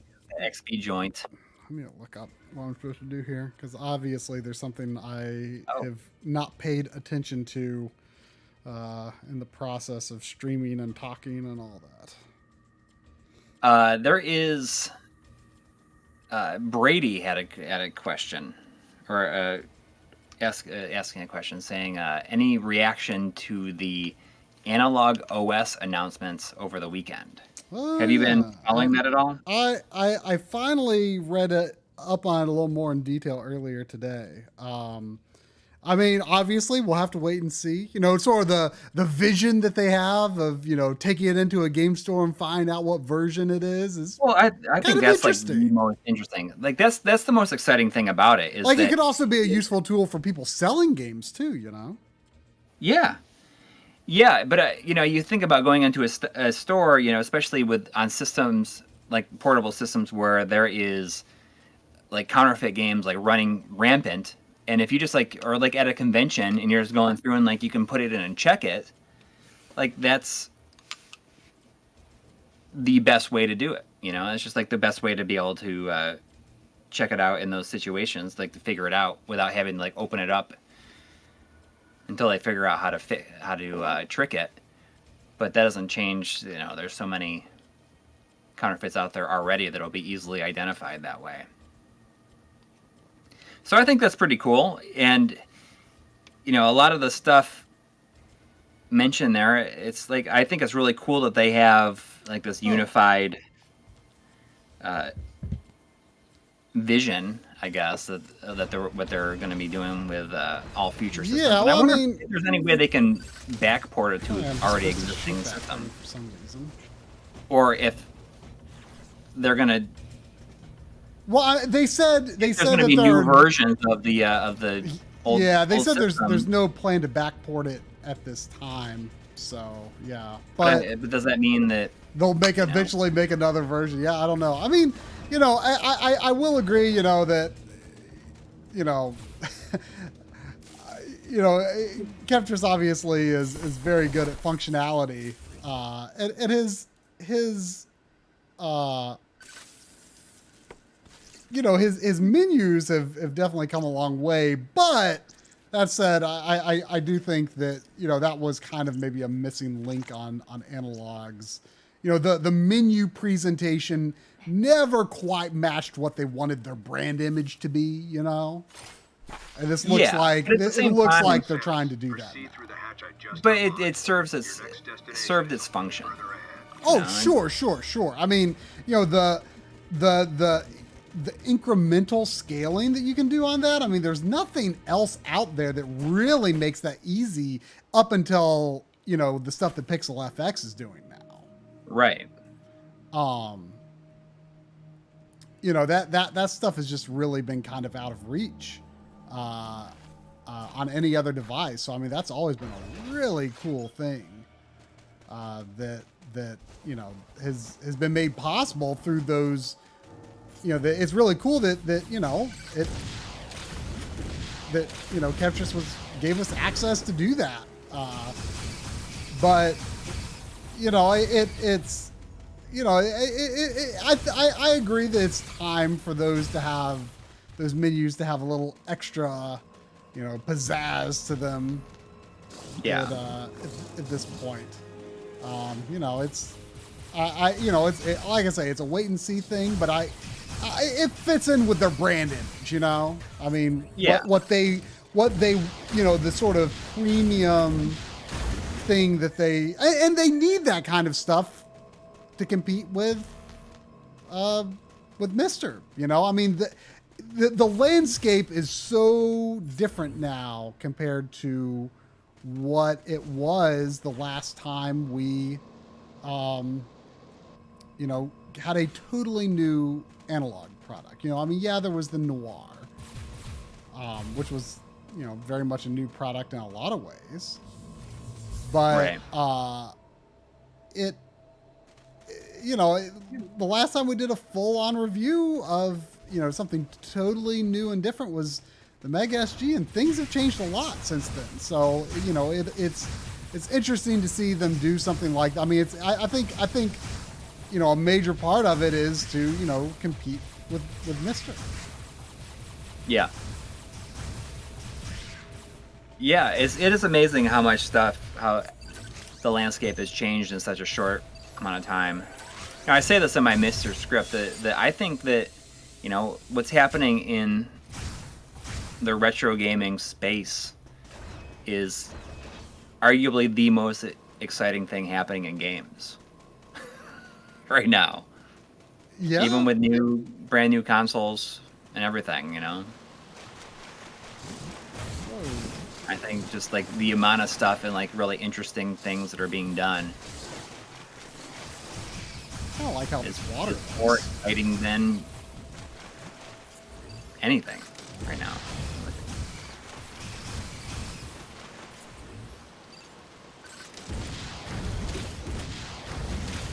So.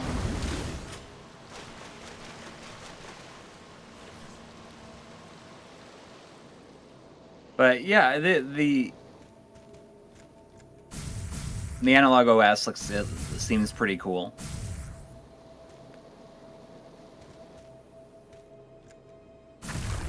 Like having save states with the actual cartridge games is kind of impressive. That is. I mean, you know how little I care about save states, but that's a big deal for a lot of people. That is very much a wait and see thing. I'll be curious because haven't save states off of like EverDrives and stuff, like sometimes they load up and like the audio state is kind of messed up, right? Mm-hmm. Yeah, like with Genesis stuff. Yeah.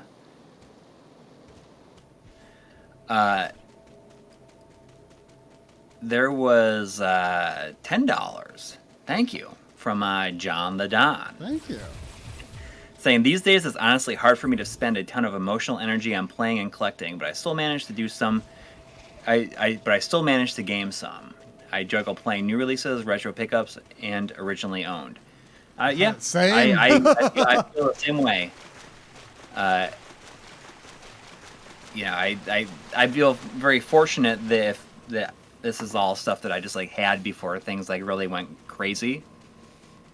But if I was just starting fresh now, I wouldn't. I would probably just like have a Mister and that would be it. Yeah, well, I mean, when Drum was over here shooting that stuff for the Super Scope episode, he was talking about. He said, like it with like Mister and like where emulation and flash cartridges and all this stuff is. He said, it's crazy for anyone to like get started and like not use one of those options today. Like if you're just getting started. Yes. Unless you're a collector and you like specifically want to own it, which when she said, I always kind of reluctant to accept the term collector, but he said, but I would count you as among that. In other words, he's not criticizing me for getting games because he would consider me a collector. But if you were starting from scratch, if I was starting from scratch, it would be kind of crazy. I would say, it's like it's the person who's like, well, gee, I sure would like to play, Super Mario again. I guess I better get a Nintendo. Like that person. Nintendo. You do not need to go get a Nintendo again. Yeah. You really don't. Unless you want that. Unless that experience means something to you. Yeah. And just getting a Nintendo to play Mario 1, 2, and 3 or whatever. Right. I mean, that wouldn't be anything crazy. But if what you wanted to fun. explore the library in depth, like if you were starting from nothing, I mean, it would be a little crazy at this point, to feel like you had to get the real cartridge to explore it in depth. But we've got a starting point, so we're fortunate. If I was starting from nothing, what I would do is I would just buy one game, play it exclusively till I got sick of it, and I would buy another game. I wouldn't, I would just buy games and finish them before I bought anything else. Yeah. And it makes you really do the research and find out like what do you really want to play. Like what are the things that you feel like? And I feel too like for people like us, being that we sort of, we share these games online, right? Like we share them as like part of showing the game, playing out real hardware. This is what it looked like. This is what this object is. This is how it was sold. This is how it was used. I feel like for us, like there's more reason to use the original in that context because even if people come up with another way to play these games, it's important to have someone out there reminding people, just continuing to provide that context of this is how the original works, and this is why this game is designed the way it is, the way it looks, the way it does, what reason it has this weird feature that might not make any sense at a glance. I sort of said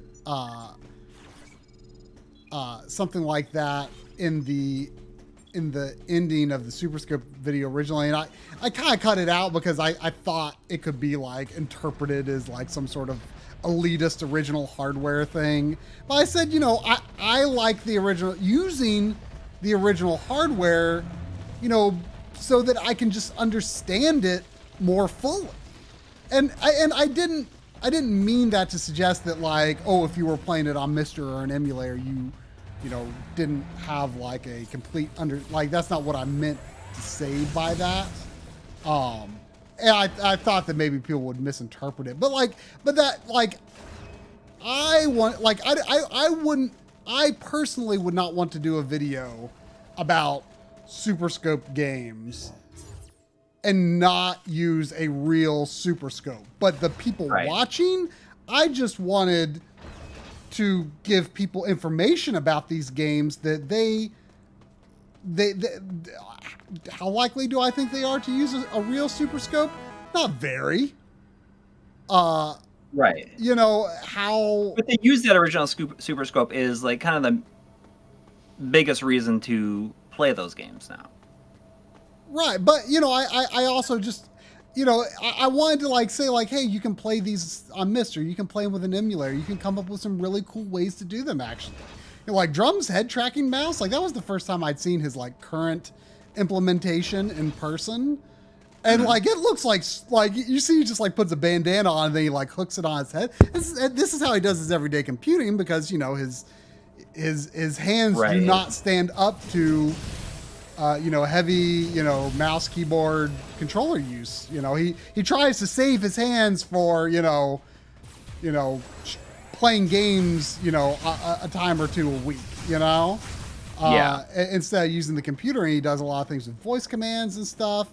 And I thought the way that he was playing, Super Scope on that, that he had light guns set up, like I thought looked amazing, actually. I was very impressed with how just smooth in general that looked. But so I guess my point was, I wanted to say like I wanted to use the original thing, to provide like the best context for these games as possible, to like so that it like wasn't I just think people need to be reminded of why is this the way it is. Whoops. You just die? I guess. I mean, obviously that seemed like a bad idea, but I thought I should try it. Oh, they didn't even put me back a safe point. Check that. How nice. Probably my favorite part of Metroid Dread is the death animation. That is pretty. It's a pretty good version of the Super Metroid death animation for sure.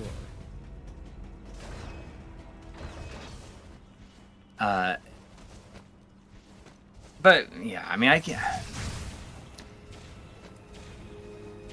I mean, one of the big reasons that we do a lot of like the original hardware like on the channel though is because like that's kind of the thing that we've like built ourselves. Yeah, but I mean, but then there's also like the FPGA stuff like is kind of become like a major part of the hardware niche within retro gaming. So exactly, you know, so we focus on that too. But yeah, I mean, I can't imagine starting from nothing. Like that's probably not like what I would choose to do. I guess, or I just buy like one thing at a time and just play it a whole bunch. And before I was ready to buy something else. How do I? There we go. Can I? Okay, here we go. But I mean, at the same time, we were lucky to kind of make videos like, you know, to really focus on using original hardware when we did. Yeah. Because at the time, I think at the time it was still very viable to like get started. Like Game Tech is like the only thing that I could think of that like really was adamant about using real hardware. Right. I mean, that was I consider that like kind of unique on YouTube at the time.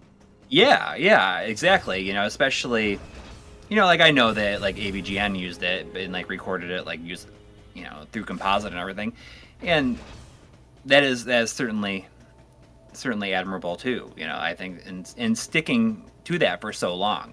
So I think that we were just in a lot of ways it was just kind of like timing for us. You know, talking about, you know, original hardware and YouTube videos,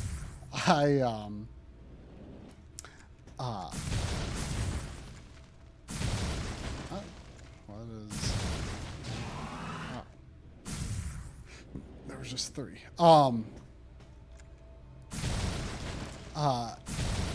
the Wikipedia page for X Zone, it says that the game has been criticized for its extremely difficult hard mode. There are no videos online of the game being beaten on hard mode on original hardware. And I'm like, is that like, that's just such a weird thing to have on a Wikipedia page. But, is this going to be grapple beam? I think Adam has not authorized its use. There's $5. Oh, sorry. But I was just saying, like, I was like, I wonder if I could do that. I was playing. I mean, I was playing on medium or normal, and like on my first run, I got like, you know, pretty far. So. There's $5 from Demo Kirby. Oh, thank you. Saying, I have already, for some consoles, resigned myself to a handful of games and going ODE or flashcart. PS1, I have a few big games and went X Station. Yeah, I mean that. Yeah. Just if you feel like you want to like get the, you know, like get like the real versions, just get the stuff that you know that you love.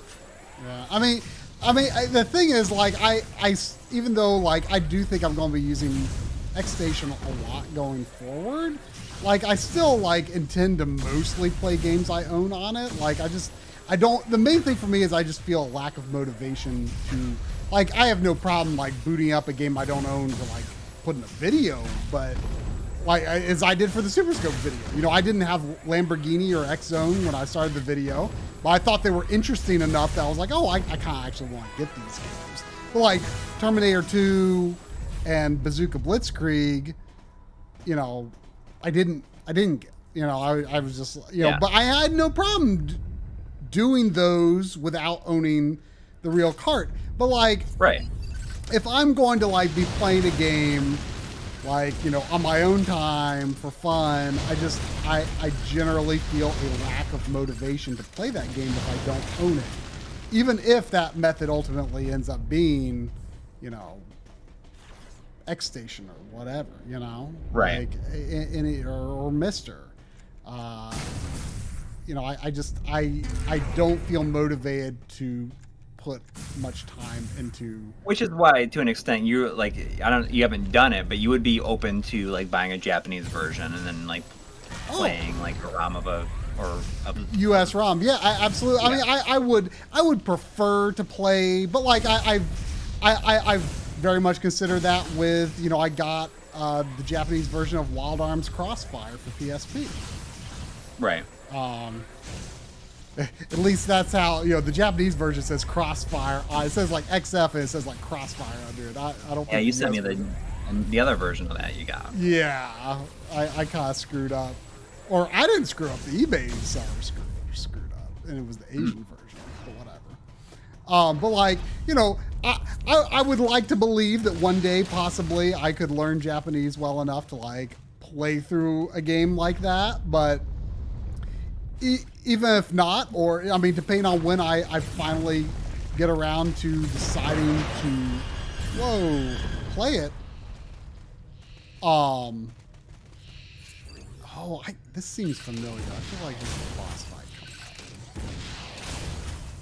up.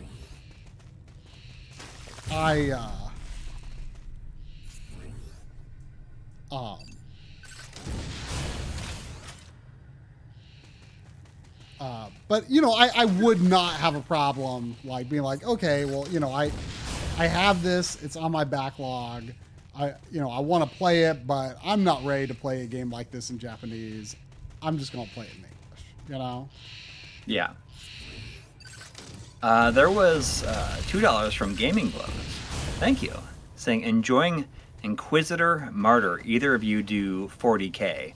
I assume you mean Warhammer 40K. No, I have no experience with. I mean, I might have. I mean, I think there's some free to play games on like consoles or something, and I think I downloaded one once. I think I watched my cousin's son play a little bit of one time.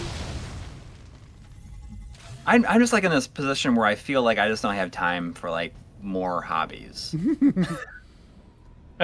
You know, as ridiculous as that sounds, you know, I basically don't.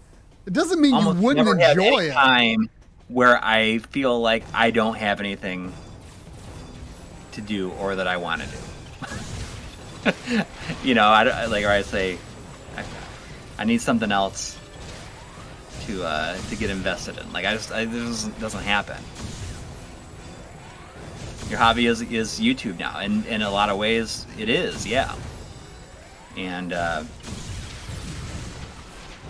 it's,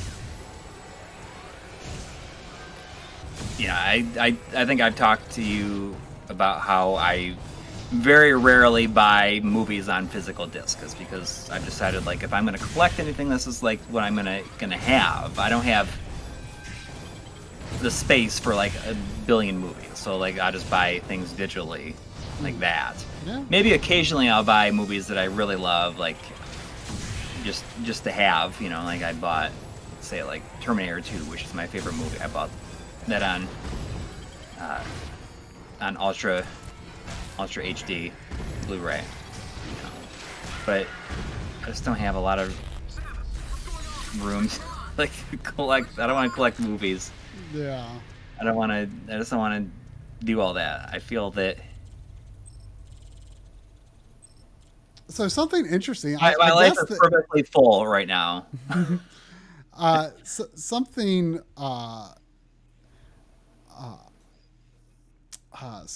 interesting about this game is it seems to not have like enemies drop health refills, which is. Oh yeah, I didn't even realize that. So it said if your health is low, you can replenish some health. But yeah, like I sure don't remember that. Like are you just supposed to recover health at save points? Like, is that the only place you can recover? I don't know.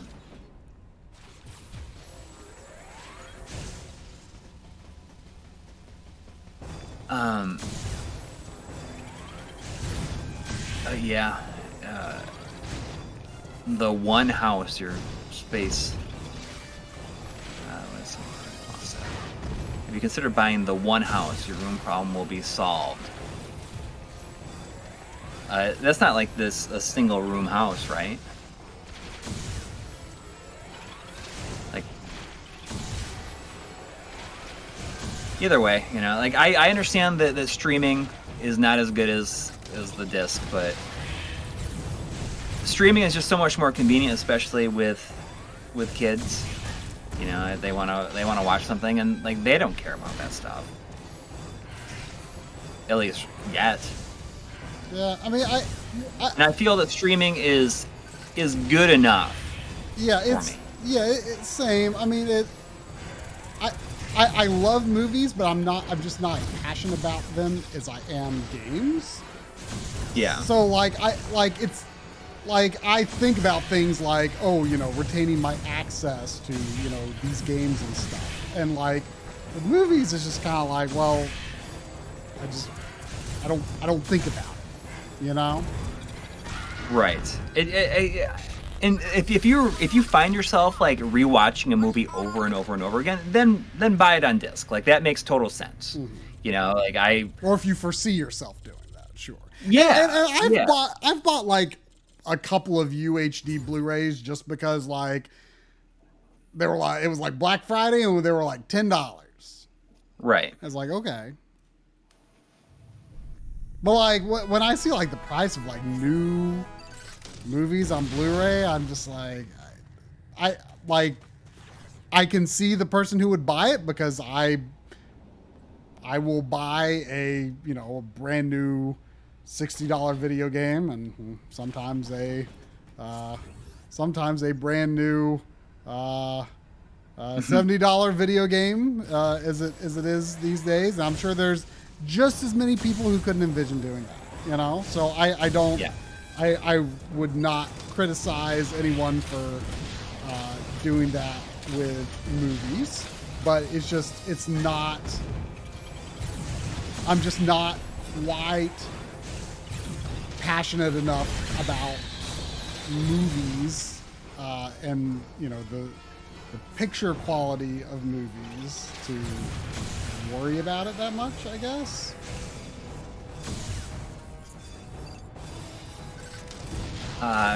There was a $4.99 from Brian Kinney earlier through Super Chat with no message, but thank you. There's also $1 from Powder Keg saying, will you guys be seeing the new Dune movie? And it's out on the 22nd, I think, right? It's going to be it's day one on HBO Max. I'll definitely be watching it. I know nothing about Dune. There's like a sandworm, and that's the sandworm, yeah. That's the extent of my knowledge. Yeah, well, I think that I couldn't tell you what it's about. I couldn't tell you if it's like, future sci-fi on another planet. I couldn't tell you a single thing about. I thought there was I don't know what the original, is it originally movies or is it originally some other media? Books. Okay. I know it's something I know. I wanted to say that when I first became aware of it, there maybe had been a bad movie or something, or maybe a divisive movie. And the 80s movie was, I think it's 80s it came out, early 80s, and it's definitely a pretty unique movie, and I've never really, I haven't seen it as an adult, but there was a mini series of it that I think was well regarded. But this new one is directed by the same guy who did Blade Runner 2049 and The Arrival and stuff. So it's his movies always look really, really good. So and they're always very striking. So I think that's why this is going to be probably pretty good. I'm looking forward to watching it.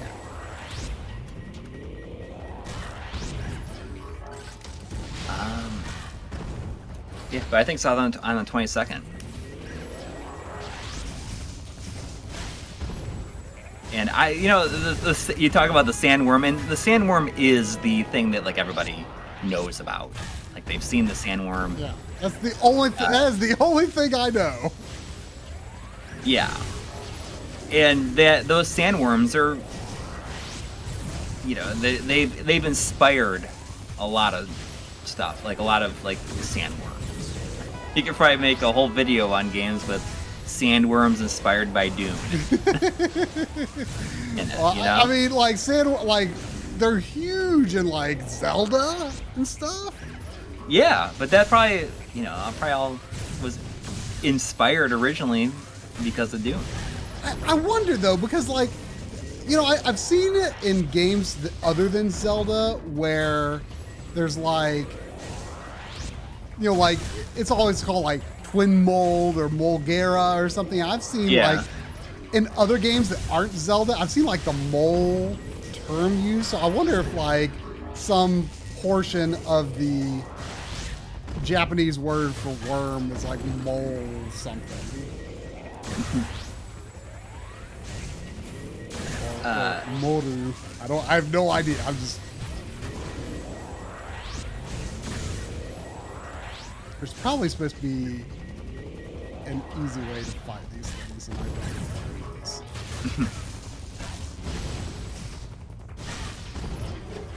But yeah, it's. I really got to move my sensor bar. It's not. Like I have to. Well, you're using one of those ones that are USB powered, right? No, I actually. Because like I mean, those are just like burning all the time, right? So like I wanted to like I wanted to save them for when I would really need them. Like for example, I used one when I did the X Zone stuff on the Mist. It made sense to use that. But like I've got like for some reason I've got like 5 official sensor bars or something, and I got a bunch. And fusion. Charge waves will scatter after impact. Okay. And you authorize the use of this. Well, you can only authorize the use of things that I already had. Yeah. So maybe that would have been interesting, right? And I wonder how people would react to that if they said, we're going to make a Metroid, and it's going to have no returning power-ups. I mean, that'd be kind of neat. If they only had brand new things in this. And Metroid can never crawl. Yeah. She will or maybe you get instead of a morph ball, you get a crawl. And then Metroid can crawl. Yeah. Answer the eternal can crawl question. when doesn't Samus crawl in Zero Mission? In Zero Suit form, yeah. Yeah. Because they can't show her being a morph ball in Zero Suit form. Like, how would you even?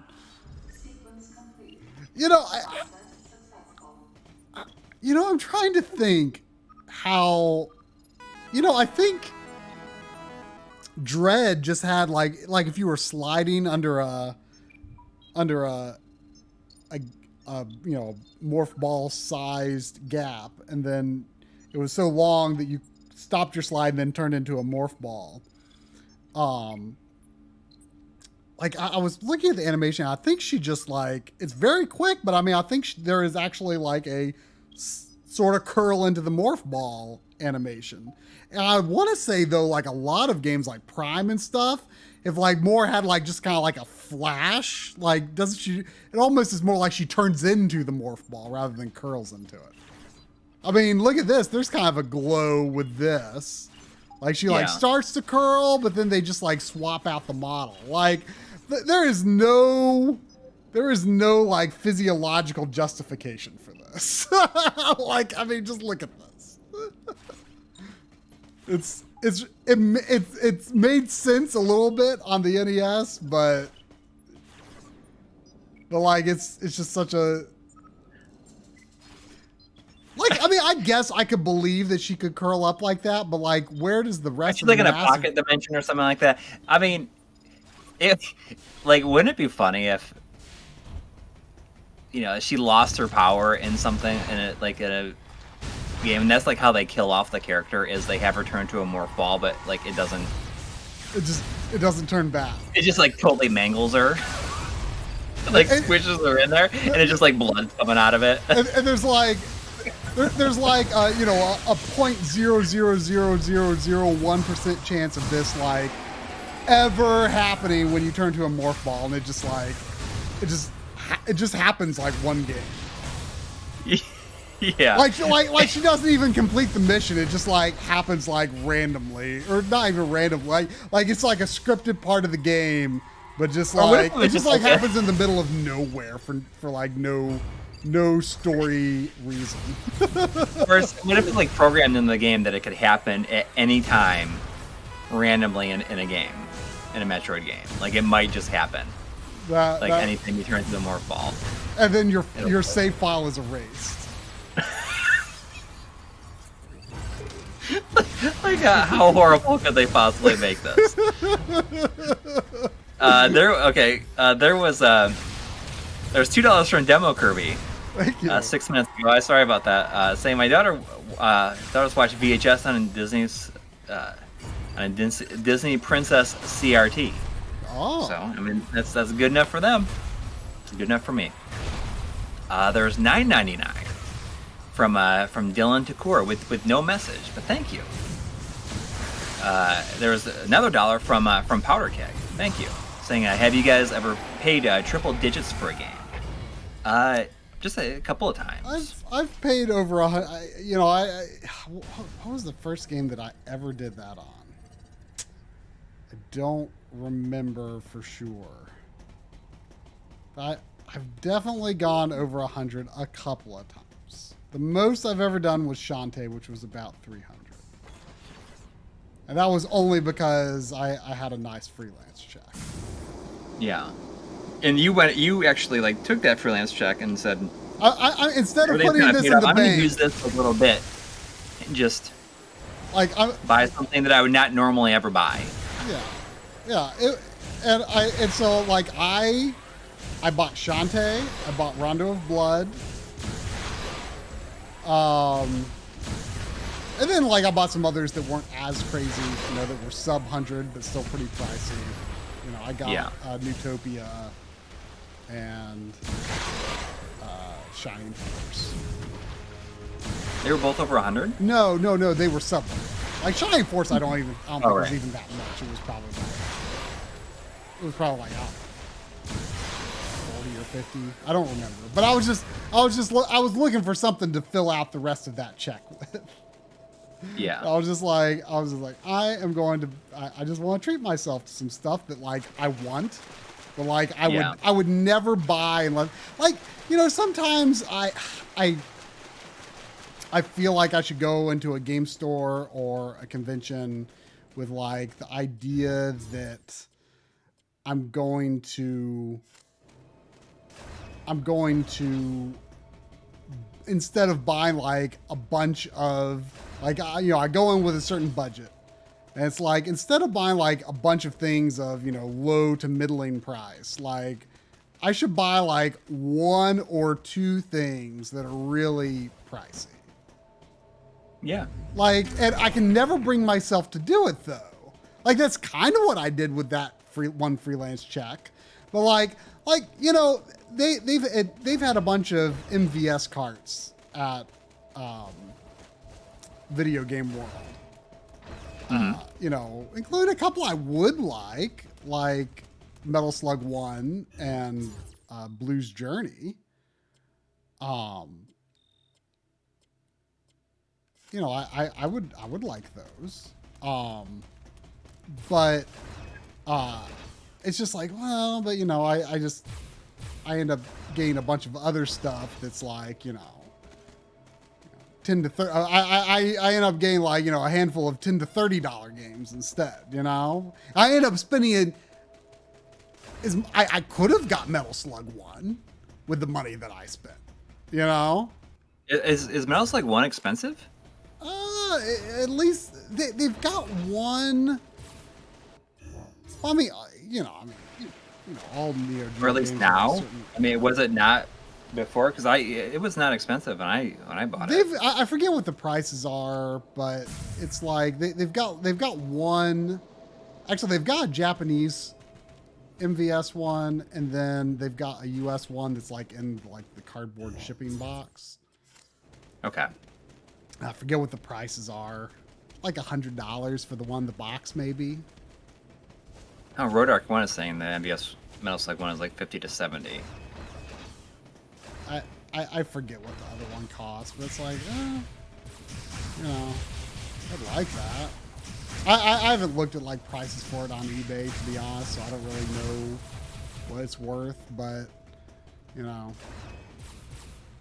So the first game I ever paid like over 100 was I paid 119, I think, for Earthbound. And I paid 35. I also got it in like 1999, 2000. So yeah, I got it in 2010, I think. And I paid like 300 for Snatcher, but that was like after I already owned the game. But I always consider that as like my biggest gaming regret, I guess, when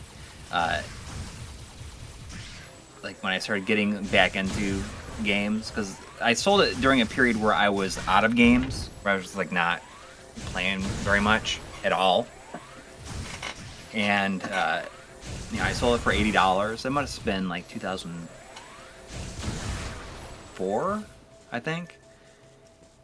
And it was when I had first moved to New York. I'd sold a whole bunch of games at that point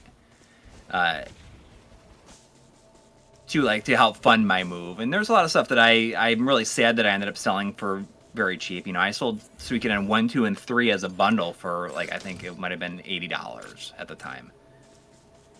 But I sold Snatcher for $80 in 2004, and I always really felt sad that I did that. So I mean, I feel like I knew it was going up, and if I was gonna buy it like this, there was like the last chance for me to buy it before it got like so expensive that it's I mean, is what it is now. You had to reacquire that. Like, that was like the big regret that you had to get rid of. And then like your only other like collection goals, so to speak, really were, Genesis,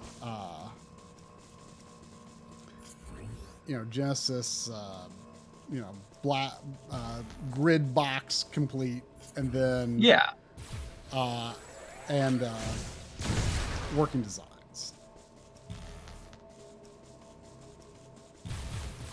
Yeah, those are the main thing that I thought it was fun to collect, and getting those working designs games was something that happened over the course of basically since late 90s, where I came into the possession of some of them and then sold them. But I was very fortunate and never sold all the Sega CD games that I had, and PS1 games by then that I bought day one. What is the reason for turning this on? Is there a reason to turn it off? So people are saying if you got Earthbound for 120 now, you'd be accused of robbery. I don't even know what it goes for now. And that's the thing. I basically stopped paying attention after I. Oh, I don't remember what it was, but they've got a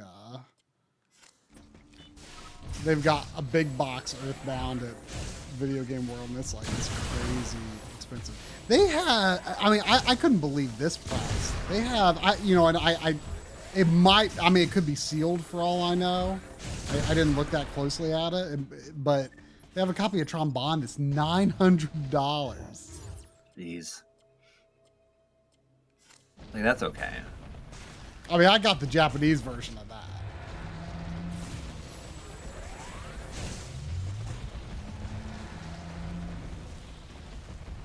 But I can't think of anything else that I feel that I would spend that on anymore. It's just there's nothing. If I had an opportunity to get like Panzer Dragoon Saga for $300, I would probably do that.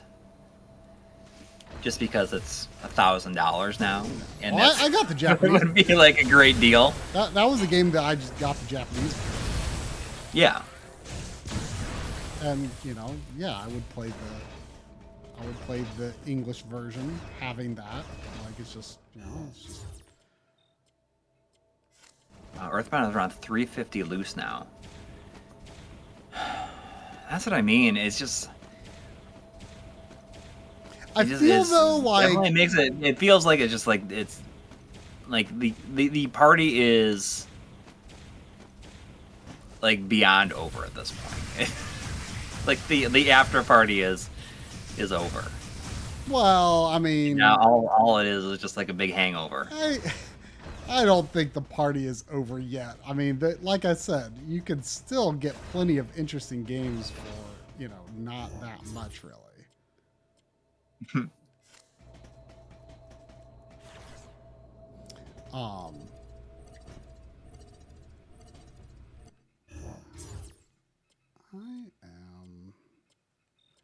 don't think I can really get there that way I was trying to get there before, but I'm a little turned around here, I think.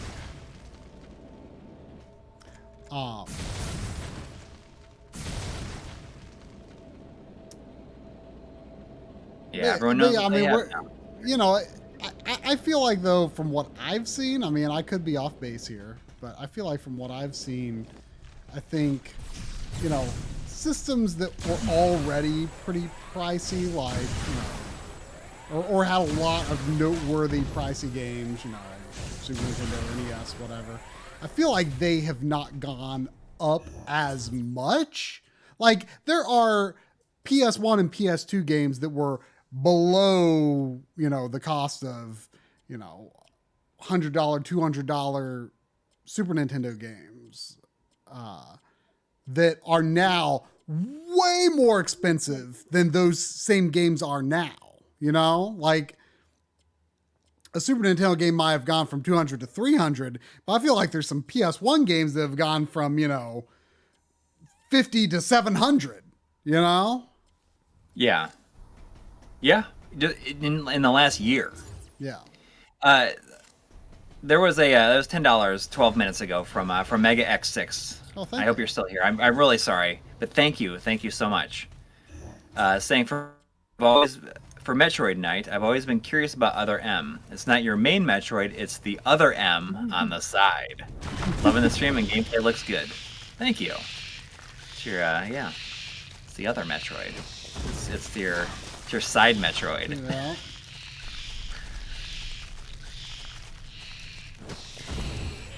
I have no idea if Other M means anything other than to make the acronym MOM. Yeah. For all the baby imagery. Like, I have no idea if it means anything other than MOM. Yeah. Like, I assume that was a part of their thought process. I don't know. I don't know why I noticed it, but I was laughing so much because I don't know if you, but like in Metroid Dread, like Samus just like jams her gun in like everything. Did you notice that? Well, like she like literally just like jams. She like jamming that gun in like every circle-sized orifice in the entire game. It feels like. Well, I mean. She wears Chozo armor, and in that way, like it makes a lot of sense. It's Chozo ruins, so I mean, it's like that's just how they're designed to be used. Is with, that's how the Chozo design. They design, so it interacts with their gun hand. I mean, it's a good thing. It's a good thing that's where the game takes place because she's just jamming it like in everything.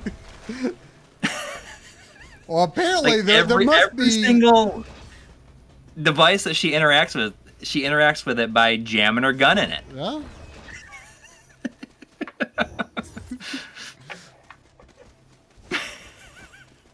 I mean, there must be some sort of data lines on the tip of the gun, I guess, right? I mean, yeah, I guess so. Yeah, it's got to function somehow. Yep.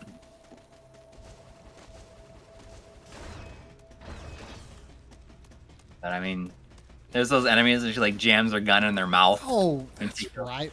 Them. Can't I get in through here?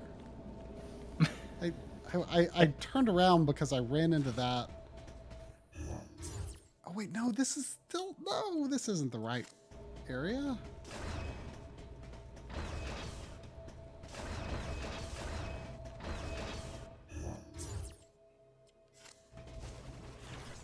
Yeah, it's got it's got data lines on the tip. It's actually just a really dangerous USB stick. Yeah, exactly. But I don't know. I was joking about that when I started to notice it.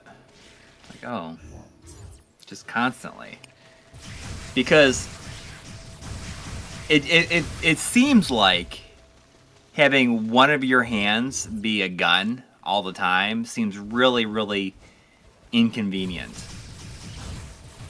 And it would be very difficult to use all the time. That's why I always appreciated the fact that with Mega Man, like his hand comes out of the end of the Buster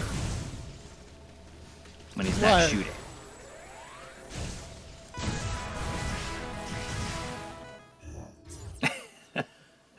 There's $5 from Kurt Mack saying, "Damn it, this Chozo terminal is Type A. Where's my US Gun C to A adapter?" Maybe it's maybe the USC. I don't know. Maybe that's US Gun Type C. Type C. Or USB Type G, I guess is what you call it. That's the USB type gun. Yeah, I mean, you know, her power armor is like so old at this point. Like, what if they don't make those kinds of ports anymore? Yeah.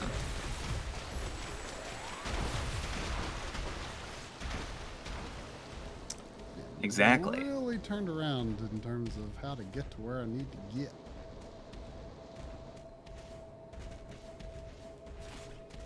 That water looks pretty nice. Yeah, it does. It's no Baldur's Gate Dark Alliance. But no, it but it's pretty nice. It's pretty nice. Yeah.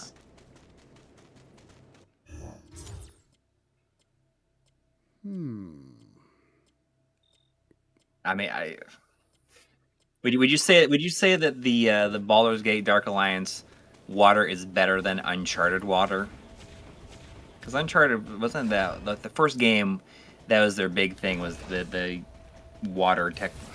I mean, I can't say that the Uncharted water like made a particular impression. You know? Yeah, but it got his clothes wet. Yeah, I mean that. I guess that was something. I just can't remember. I mean, I guarantee you it holds up better. Maybe it looked good. I bet Uncharted Water looked good at the time, but I bet you anything if I were to look at it now, I'd be like, it doesn't hold up as well as the Baldur's Gate water. Yeah. Like the Baldur's Gate water holds up. It does. It almost looks like. And then like jelly in a way. You play it 2-player, and it like, you know, you think that like, oh, there's got to be a limit to how many like trails you can have running through this water, and like, you know, enemies run through it, 2 players are running through it, and you're just like zigzagging across this water, and it's leaving all these trails in their wake and stuff, and it's incredible. It is incredible.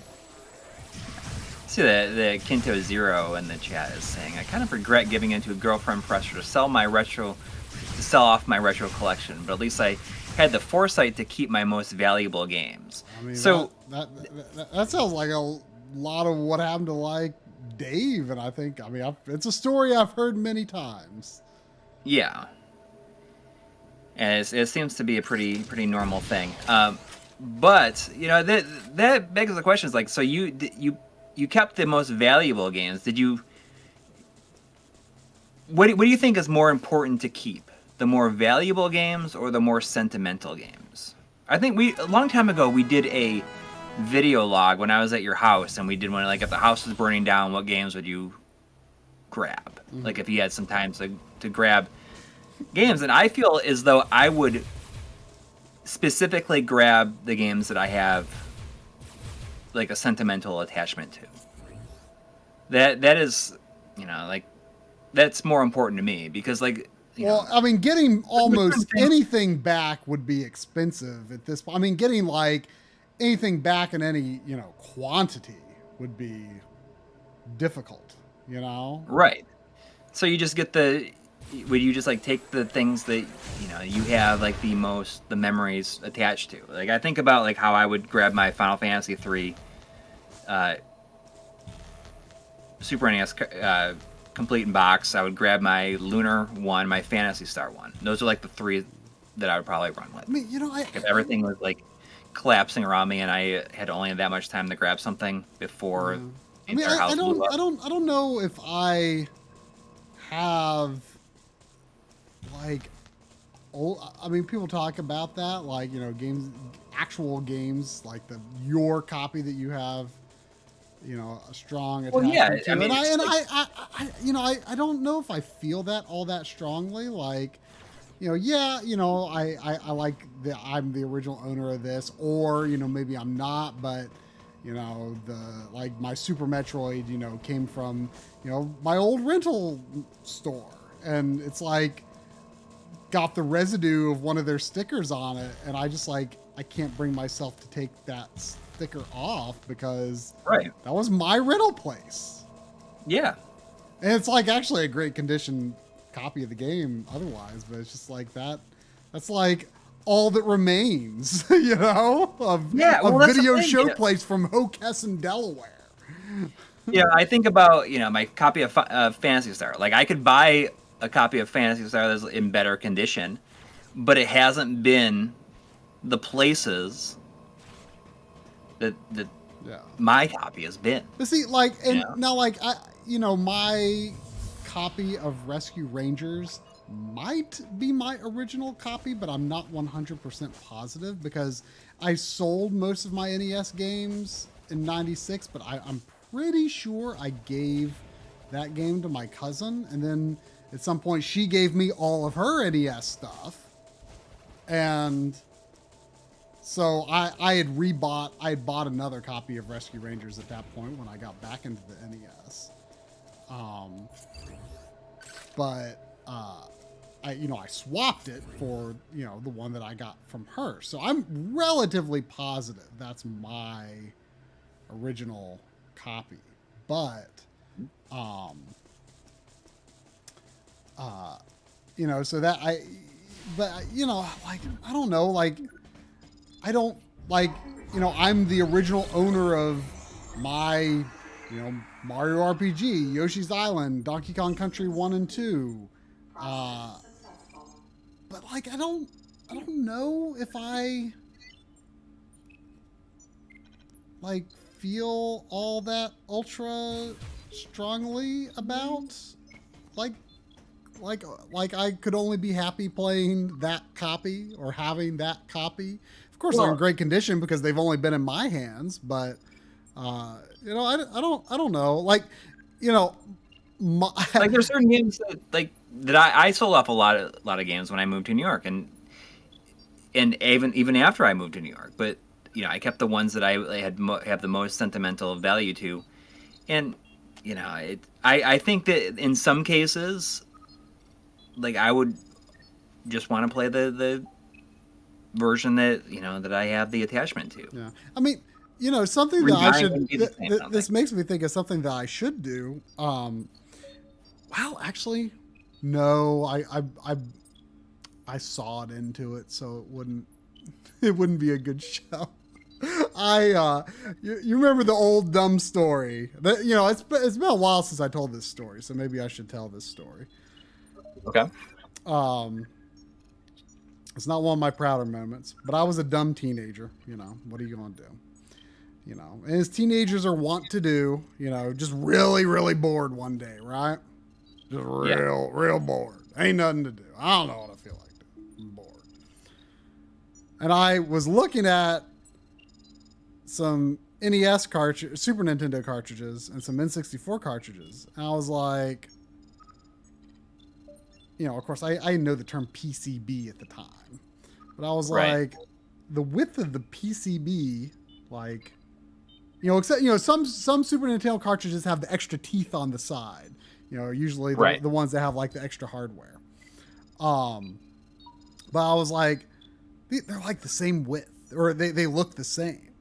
And I was like, so I took, like, my copy of Super Mario World and I put it on my Game Shark. For my N64 Game Shark. I was like, it fits. And it's like, I don't expect anything to happen. But, like, I just want to see what would happen if I, like, turned on my N64. Like, would it display some kind of message or something? Like, what would happen? And so I put it in my N64 Game Shark with Mario World on top. I powered it on. I heard a pop. I powered it off. Put an N64 game in the N64, it wouldn't work. Put Super Mario World in my Super Nintendo, it didn't work. So, I lived in Delaware at the time, went to the official Nintendo repair shop in Philadelphia, and got a refurb N64 for, I think, $75. I had the option of...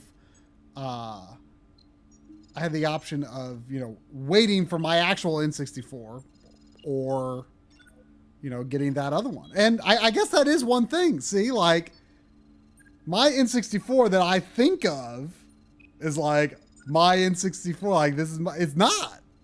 It was that the one that the Ultra HDMI is in. It's, I got it from the repair shop. It looked, it was in great condition for all intents and purposes. It looked exactly like my N64.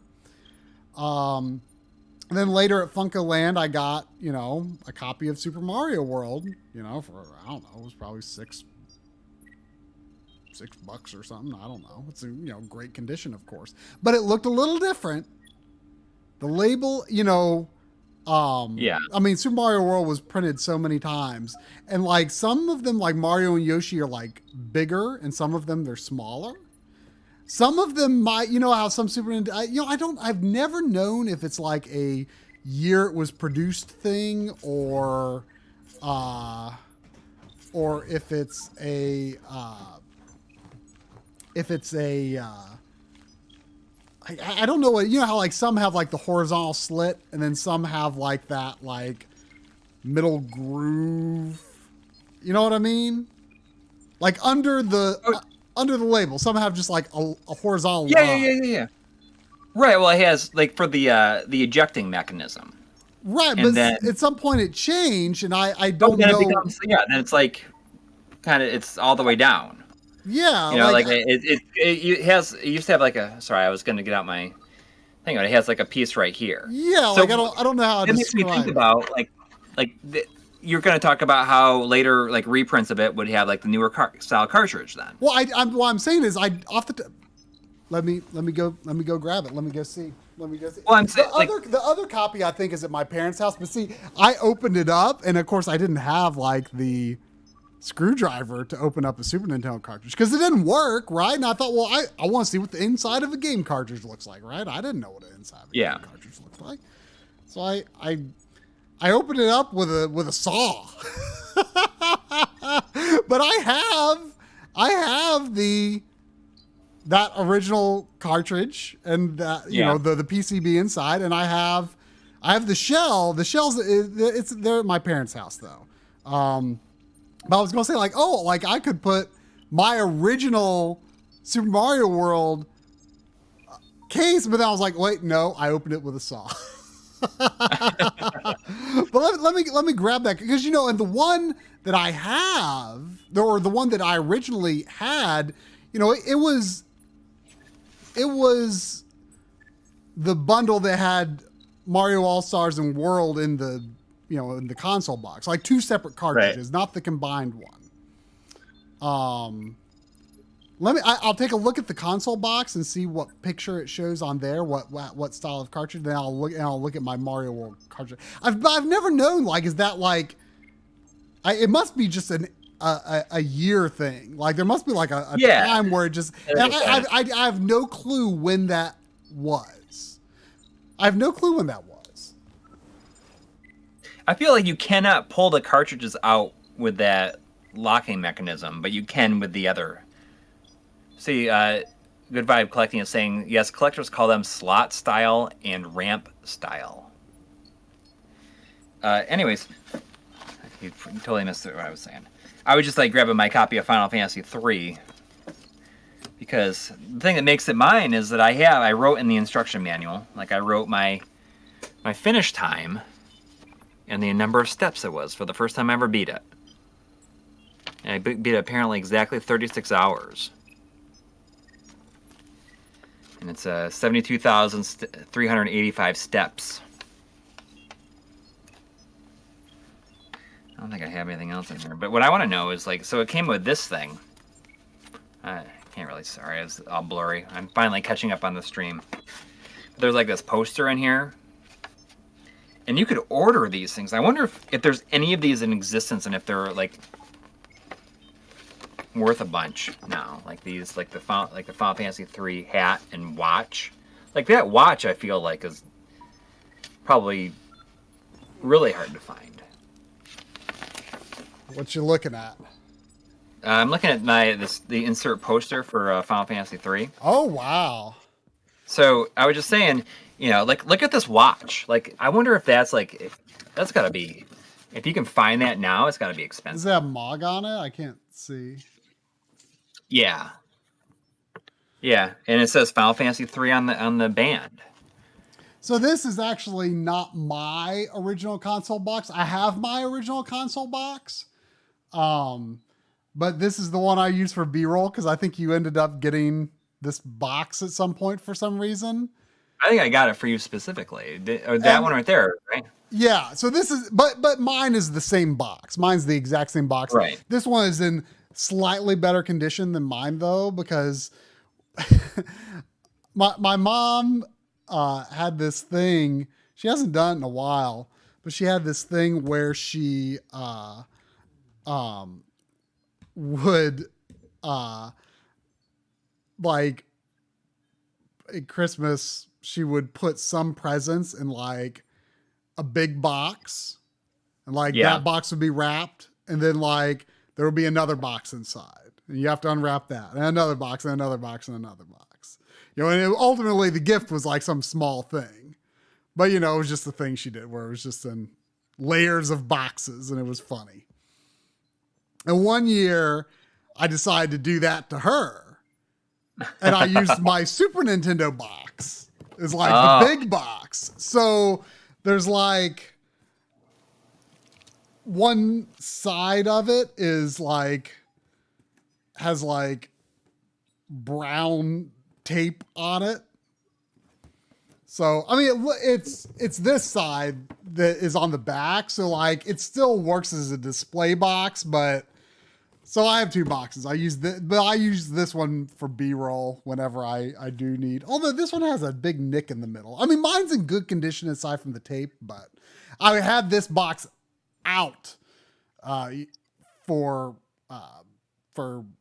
B-roll for the, in case just for background and like the Super Scope video. Although I don't think it ever actually ended up in there. But anyway, I'm rambling. But anyway, maybe you can see that the cartridge, the Super Mario World cartridge on the front has the slit style. Well, here's the Super Mario World that came with it, and it has like, the indentation style. Right. Whatever you want to call it. But this does not have the slit. So this is the Super Mario World cartridge that came in that box. Okay. And it so I'm saying like I got this one. See, what I'm wondering is, did my original Super Mario World, and like I say, that cartridge shell is at my parents'. Well, it's just a later print, like printing. But I'm wondering, did they bundle these systems with this indentation version Super Mario All-Stars with a slit version Super Mario World like you have there, where they just had excess stock of them and they were throwing them in these console boxes?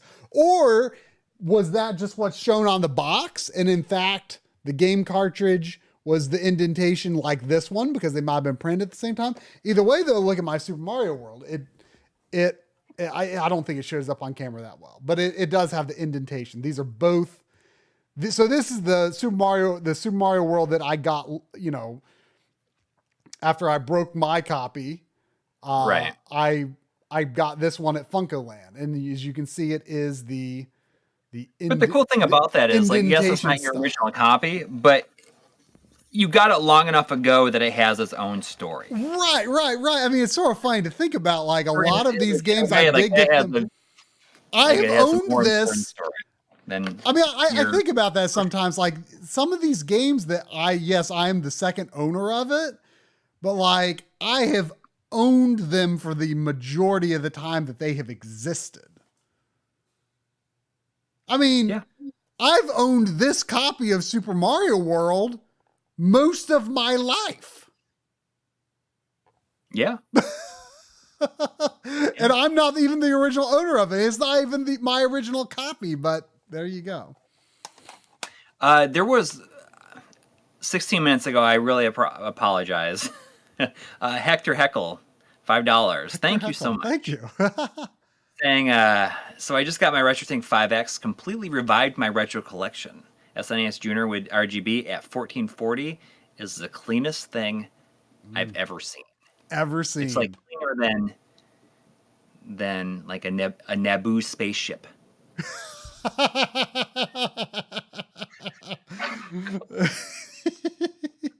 Which I feel like might be the cleanest thing. Every once in a while, people leave a comment on the projectors video where I'm talking about the 720p on Panzer Paladin and how it's like these 3x or 4x pixels at 720p, and where I just go,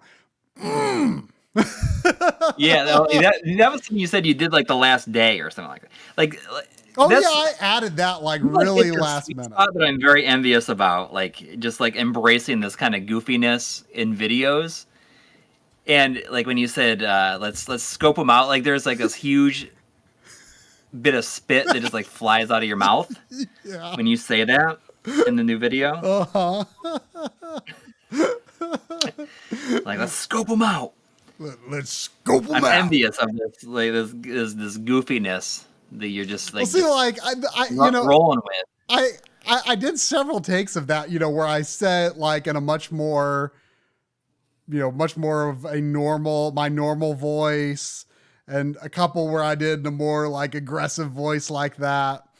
And like, I just like had done several takes, and like that spit just came out. It just came out because I was just getting into it. Right. I was trying to really get into it. It just came out. Like it wasn't intentional or anything. But then when I like went through the takes, I was like, the ones where I'm just saying it in my normal voice, like it just totally lacks any energy. Like there's no reason to have even had like that, like close up or anything, like it doesn't feel like there was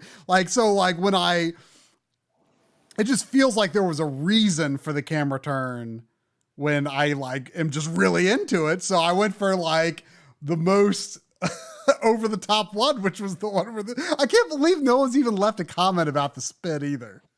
Like no one has commented on that, but I just thought I commented on it when I was watching it for the first time. I know. I commented on it to you. Yeah.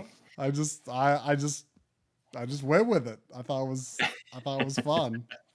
Like just having the two super scopes on camera for no reason other than it looked funny, But speaking of projectors, last Monday, I took the projector that you had gotten a long time ago. You sent me one of the projectors that you got for the projector episode, and I built this contraption, right? That it sits on this. It's I had a tripod that didn't have like a ball head on it, so I found something you can put like a projector or laptop on, and I put the projector on that. You can level it. Outdoor box that has it's like an outdoor electrical box that you can like run wires into and stuff. And I like put all the stuff in it with a extension cord sticking out, and I could plug that in. And I took the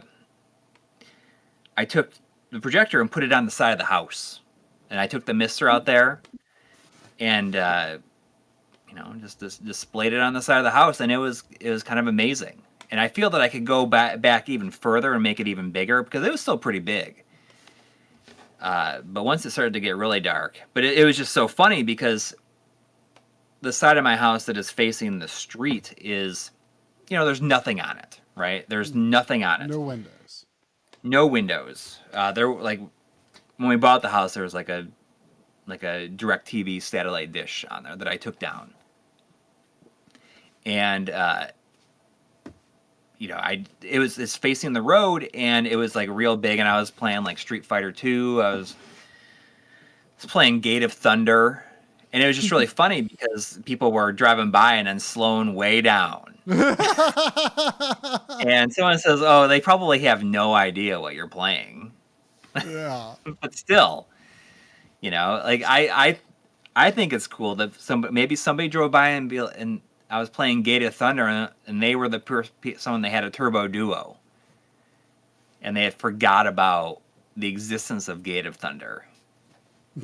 Sure God, says you should. That guy's playing Gate. You should make the projector stuff a thing. It's dad status. Well, yeah, exactly. I was thinking that I could make it like a neighborhood thing, because I think that somebody like the kids in the neighborhood probably would like to come like play some old games, like put a mister out there. And I could do it with new systems too, just set it to 720p. But I think that there's something about, like I was playing Castlevania 4 on the side of the house, and I think that would have been fun to do. I think that people will get into that, especially for if you find something that's like season appropriate, like Castlevania 4 inside the house. It's kind of a great as a great Halloween thing to do. Speaking of show, I wanted to while show is here, I wanted to throw out a shout out. He was sharing with me some videos that his girlfriend had made. Who we've met both of them before at Retro World, and she made some Final Fantasy 14. I'm going to drop a link in the chat. She's been making some Final Fantasy 14 lore sort of refresher videos that are very helpful with the next expansion coming out very soon. And he sent them to me for some feedback, and I was just very impressed. Especially the most recent two, which one of them isn't released yet. But I just wanted to, if anyone is in Final Fantasy 14, she is making some very, very good lore videos. Just very good voiceover, very good writing, very good editing. It is good stuff. I want to just throw that in there for anyone who wants some Final Fantasy 14 good stuff. I saw there was a donation from Ashura. Thank you. Yeah. Saying on both Mario Wars the logo is different too. Yeah. On the other ones, isn't it like all in one line? In fact, the one on my box, yeah, it's all Super Mario World in one line. And this one, should I see what mine is? Yours probably has it all in the one line because yours is different. I bet it is. Oh, you mean, yeah. Does it just say Super and then Mario World underneath it? Mine says a small Super with Mario World underneath.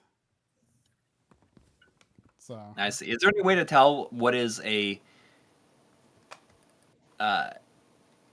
like a pack-in copy? But I guess I mean, there's was no only like a not pack-in. for resale written on or anything like that. So Right, but I think the pack-in copy, and then probably whatever individual like standalone copies they sold are probably the later cartridge type. Because that's with Star Fox. When I got Star Fox, I had this type of cartridge, and then when I rebought it years later, it was, the other style. I'm going to go upstairs. I'm going to do a single games I've never booted for the Wii while the Wii is on. Okay. For that Wii?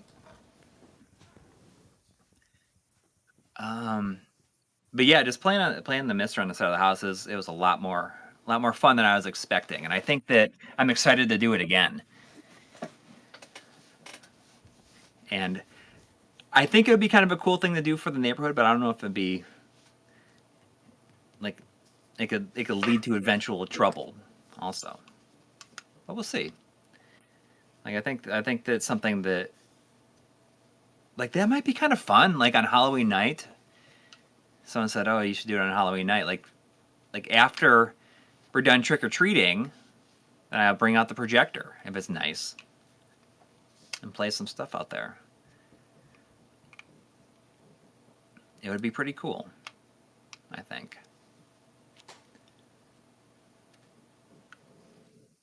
But it's just like on a tripod, and there's kind of a hill that slopes down to the side of the house, so I could put it on the side, like on that hill, because of the tripod.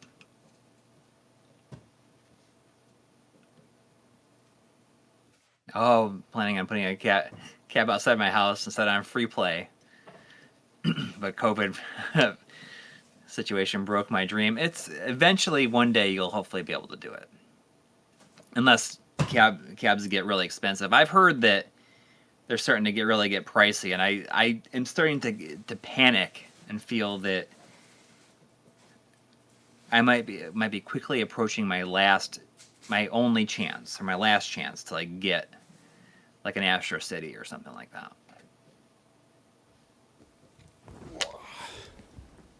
Yeah, I mean, I could do PS1. I could do like anything, really. Not only is this a game I've never booted,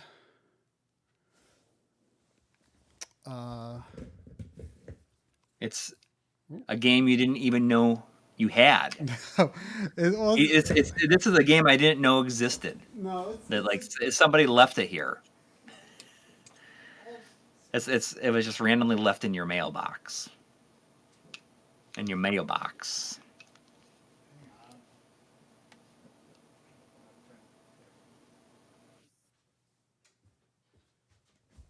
I should have quit the game first, I guess. But this is a game you gave me. I don't know. I've thought about streaming it at some point, but I was like, I don't even know if it's any good. Like, I don't know if it's worth like dedicating a stream to. So Cruising? It is. Well, you might have just heard it. Because it said it when I went there from the menu. Ghost Squad. It's like okay. Is this like based on an arcade game or something? It's a Sega game. Yeah. It's a light gun game. I think this disc was really scratched up though, isn't it? I just looked at it very briefly. It didn't look too awful. Okay. It looks like this might be. This game has a ton of unlockables in it. It looks like it's like I'm surprised you haven't played this. I guess it's pretty cheesy, like in a good way. Yeah. It looks though like it might be 4-3. So hold on, let's do this right. Sega did some good light gun games on the Wii. I mean, you have the House of the Dead 2 and 3 Returns. You have like the Gunblade New York and LA Machine Guns collection. There's €1 donated from Gorilla Flakes. Gorilla Flakes, thank you. Gorilla Flakes, thank you. Love that name. Oh, whoops! My 4-3 gameplay overlay has disappeared for some reason. So not linked. Did you just like recently link all this stuff to like outside of the Dropbox? No. Huh. But like certain, like a long time ago, the 3 window. Oh no, that one's there. Is the 4 window? One of those disappeared, and now they're here. And now, for some reason, my 4-3 gameplay one has disappeared. I don't know why. That's strange. I'm just saying. Ash. I was just saying the reason my last chance to get an Astro City is I just feel like they're starting to get expensive, and like it's like 4. There we go. I just say keep it in the HDTV. Okay. Well, now I'm down here. Well, whatever. I'm sorry to the stream. I don't think it's necessarily worth the effort to make the stream the correct aspect ratio. But just so you know, I am looking at in 4:3. Yeah. I sort of feel like this might be something that you're gonna be like, why didn't I play this sooner? I mean, have you played it? I played it briefly, but I know, it's funny. I mean, Ghost Squad sounds. I mean, it's like Steel Assault. Like it is like the most unexciting name. No, oh come on. Like Steel Assault and Ghost Squad are like on vastly different levels. I mean, it sounds like a Tom Clancy. Like yeah. Well, yes. If it did not have the Sega name on it, I would just be like, why did you give me this? Ooh, what costumes? I want jungle costume.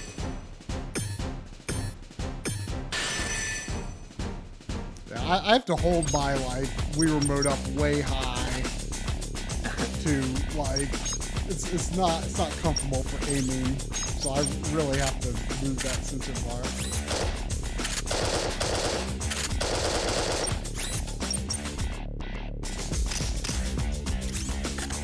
I don't know. This music is pretty cheesy. It's got some Choose your mission.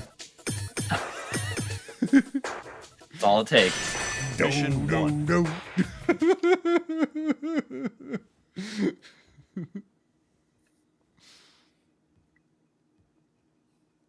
What is it saying? Sometimes if you're getting in the Astro City, you gotta wait for them to come over like on the freighter or whatever. Although I did hear about somebody up like near Cleveland that might have some. And hopefully I could get one of those. Your mission. It wouldn't be very far. This commander just looks like he is having the worst day Alpha ever. Blue. All He's teams just like, are in position. Launching operation.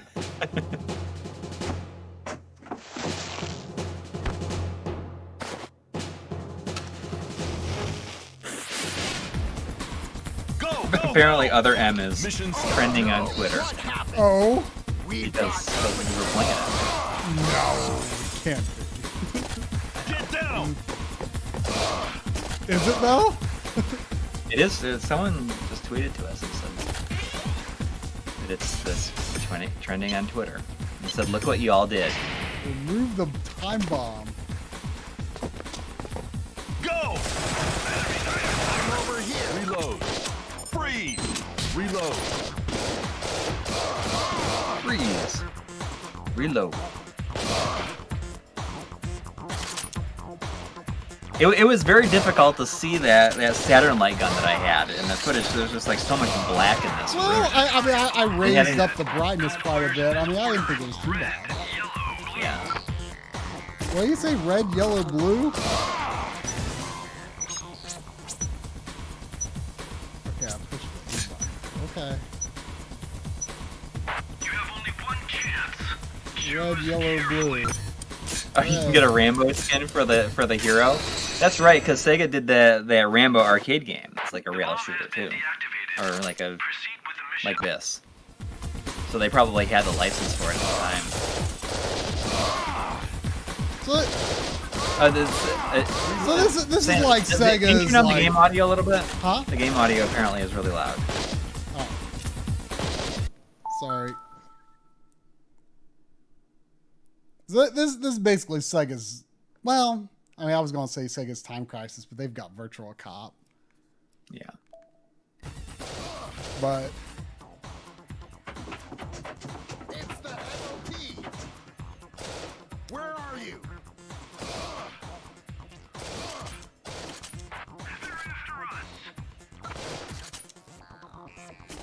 I'm over here. This squad is a little more extreme than other M.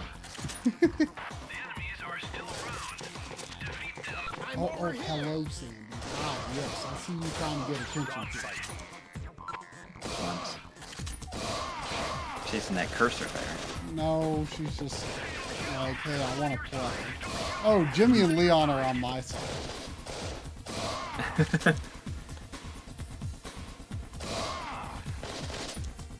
But this, I'm pretty sure this game has just like a ton of unlockables. Oh no! I nearly killed Leon. Leon!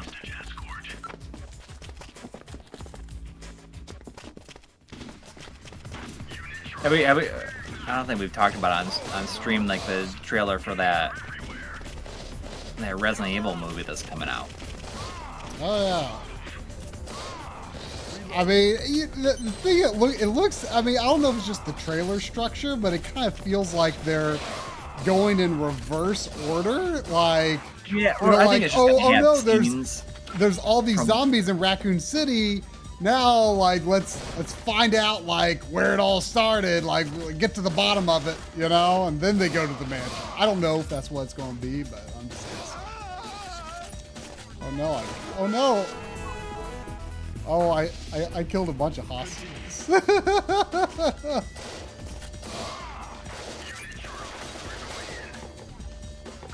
Don't let them leave alive.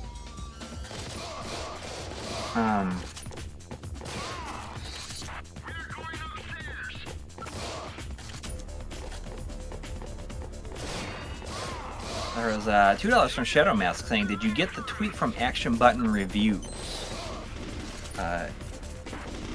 Just like a tweet, because I know that he's like uploading his. I don't know if he it doesn't look like he mentioned. Like, These guys just like diving in the floor, like right in my face. Just that I know that he's uploading his Cyberpunk. Oh no! Video. I killed Leon. I think he was saying like it's going to release tonight, but I think that it's like extremely long, and I think that he said it was like 4K 60 or something like that. Like, there's no way that's going to process tonight. How long is it? I'm guessing it's going to. I'm imagining it's going to be 3 to 6 hours. Well, he's working on it. He's been working on it for like 10 months. Multiple versions of the video? No, I don't know. Like, nobody knows yet. Restaurant area. I know, but he's. Calling for rescue unit. I know that he's saying it's 10 hours long. He didn't. Yeah, I mean, I saw that tweet, but I didn't know that he's. He didn't like tag us for anything like that. But you know, he's like, "Oh, it's gonna release tonight," and like, I don't think that's gonna process. Even if it's 3 hours, it's not gonna. For the 4K 60 off CRT video that I shot, like I uploaded like several hours of that footage, and the 4K 60 version of that didn't show up for days of any of those.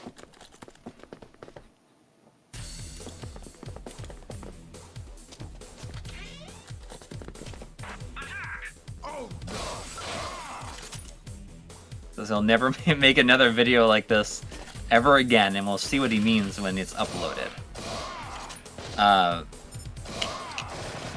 Yeah, I mean, like, he's literally been working on it since, I guess, like, his last video, the Tokimeki Memorial video, released on January 1st. Holy crap. Yeah, it doesn't seem like it was so long ago, but it was. I'm pretty sure it was well, that's January probably 1st. Enough. This game's pretty neat, though. Pretty neat. You should co-op this. Yeah. Alrighty. Well, Sandy is just like desperate for some playtime right now, so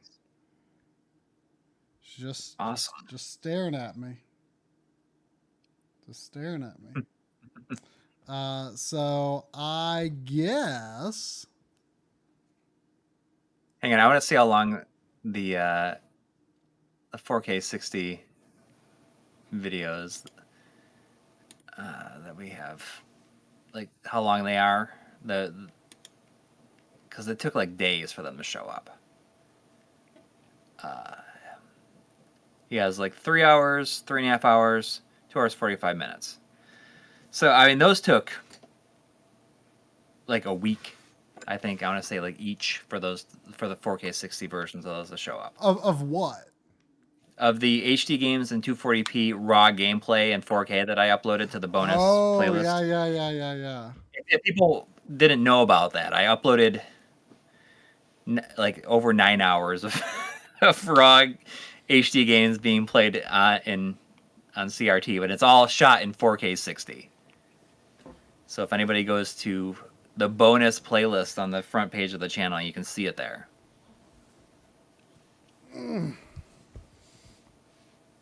This is a fussy, needy dog right now.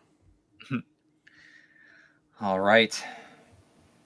But thanks everybody who came out and hung out tonight, and everyone who donated. And I especially want to thank all the mods for like really going all the way tonight. Yeah, you had a lot to contend with, but thank you. Glad I didn't really see it. And thank you to Blade Blur with that last minute super chat. Thanks for all the hard work, you guys. Well, thank you. Thank you. Guess that's gonna do it. That'll do it. Good night, everyone. Good night. Have a good week. Do you like it when I say that, Sandy? Good night. That means we're hanging up the stream, and maybe I'll pay attention to you. Okay. Good.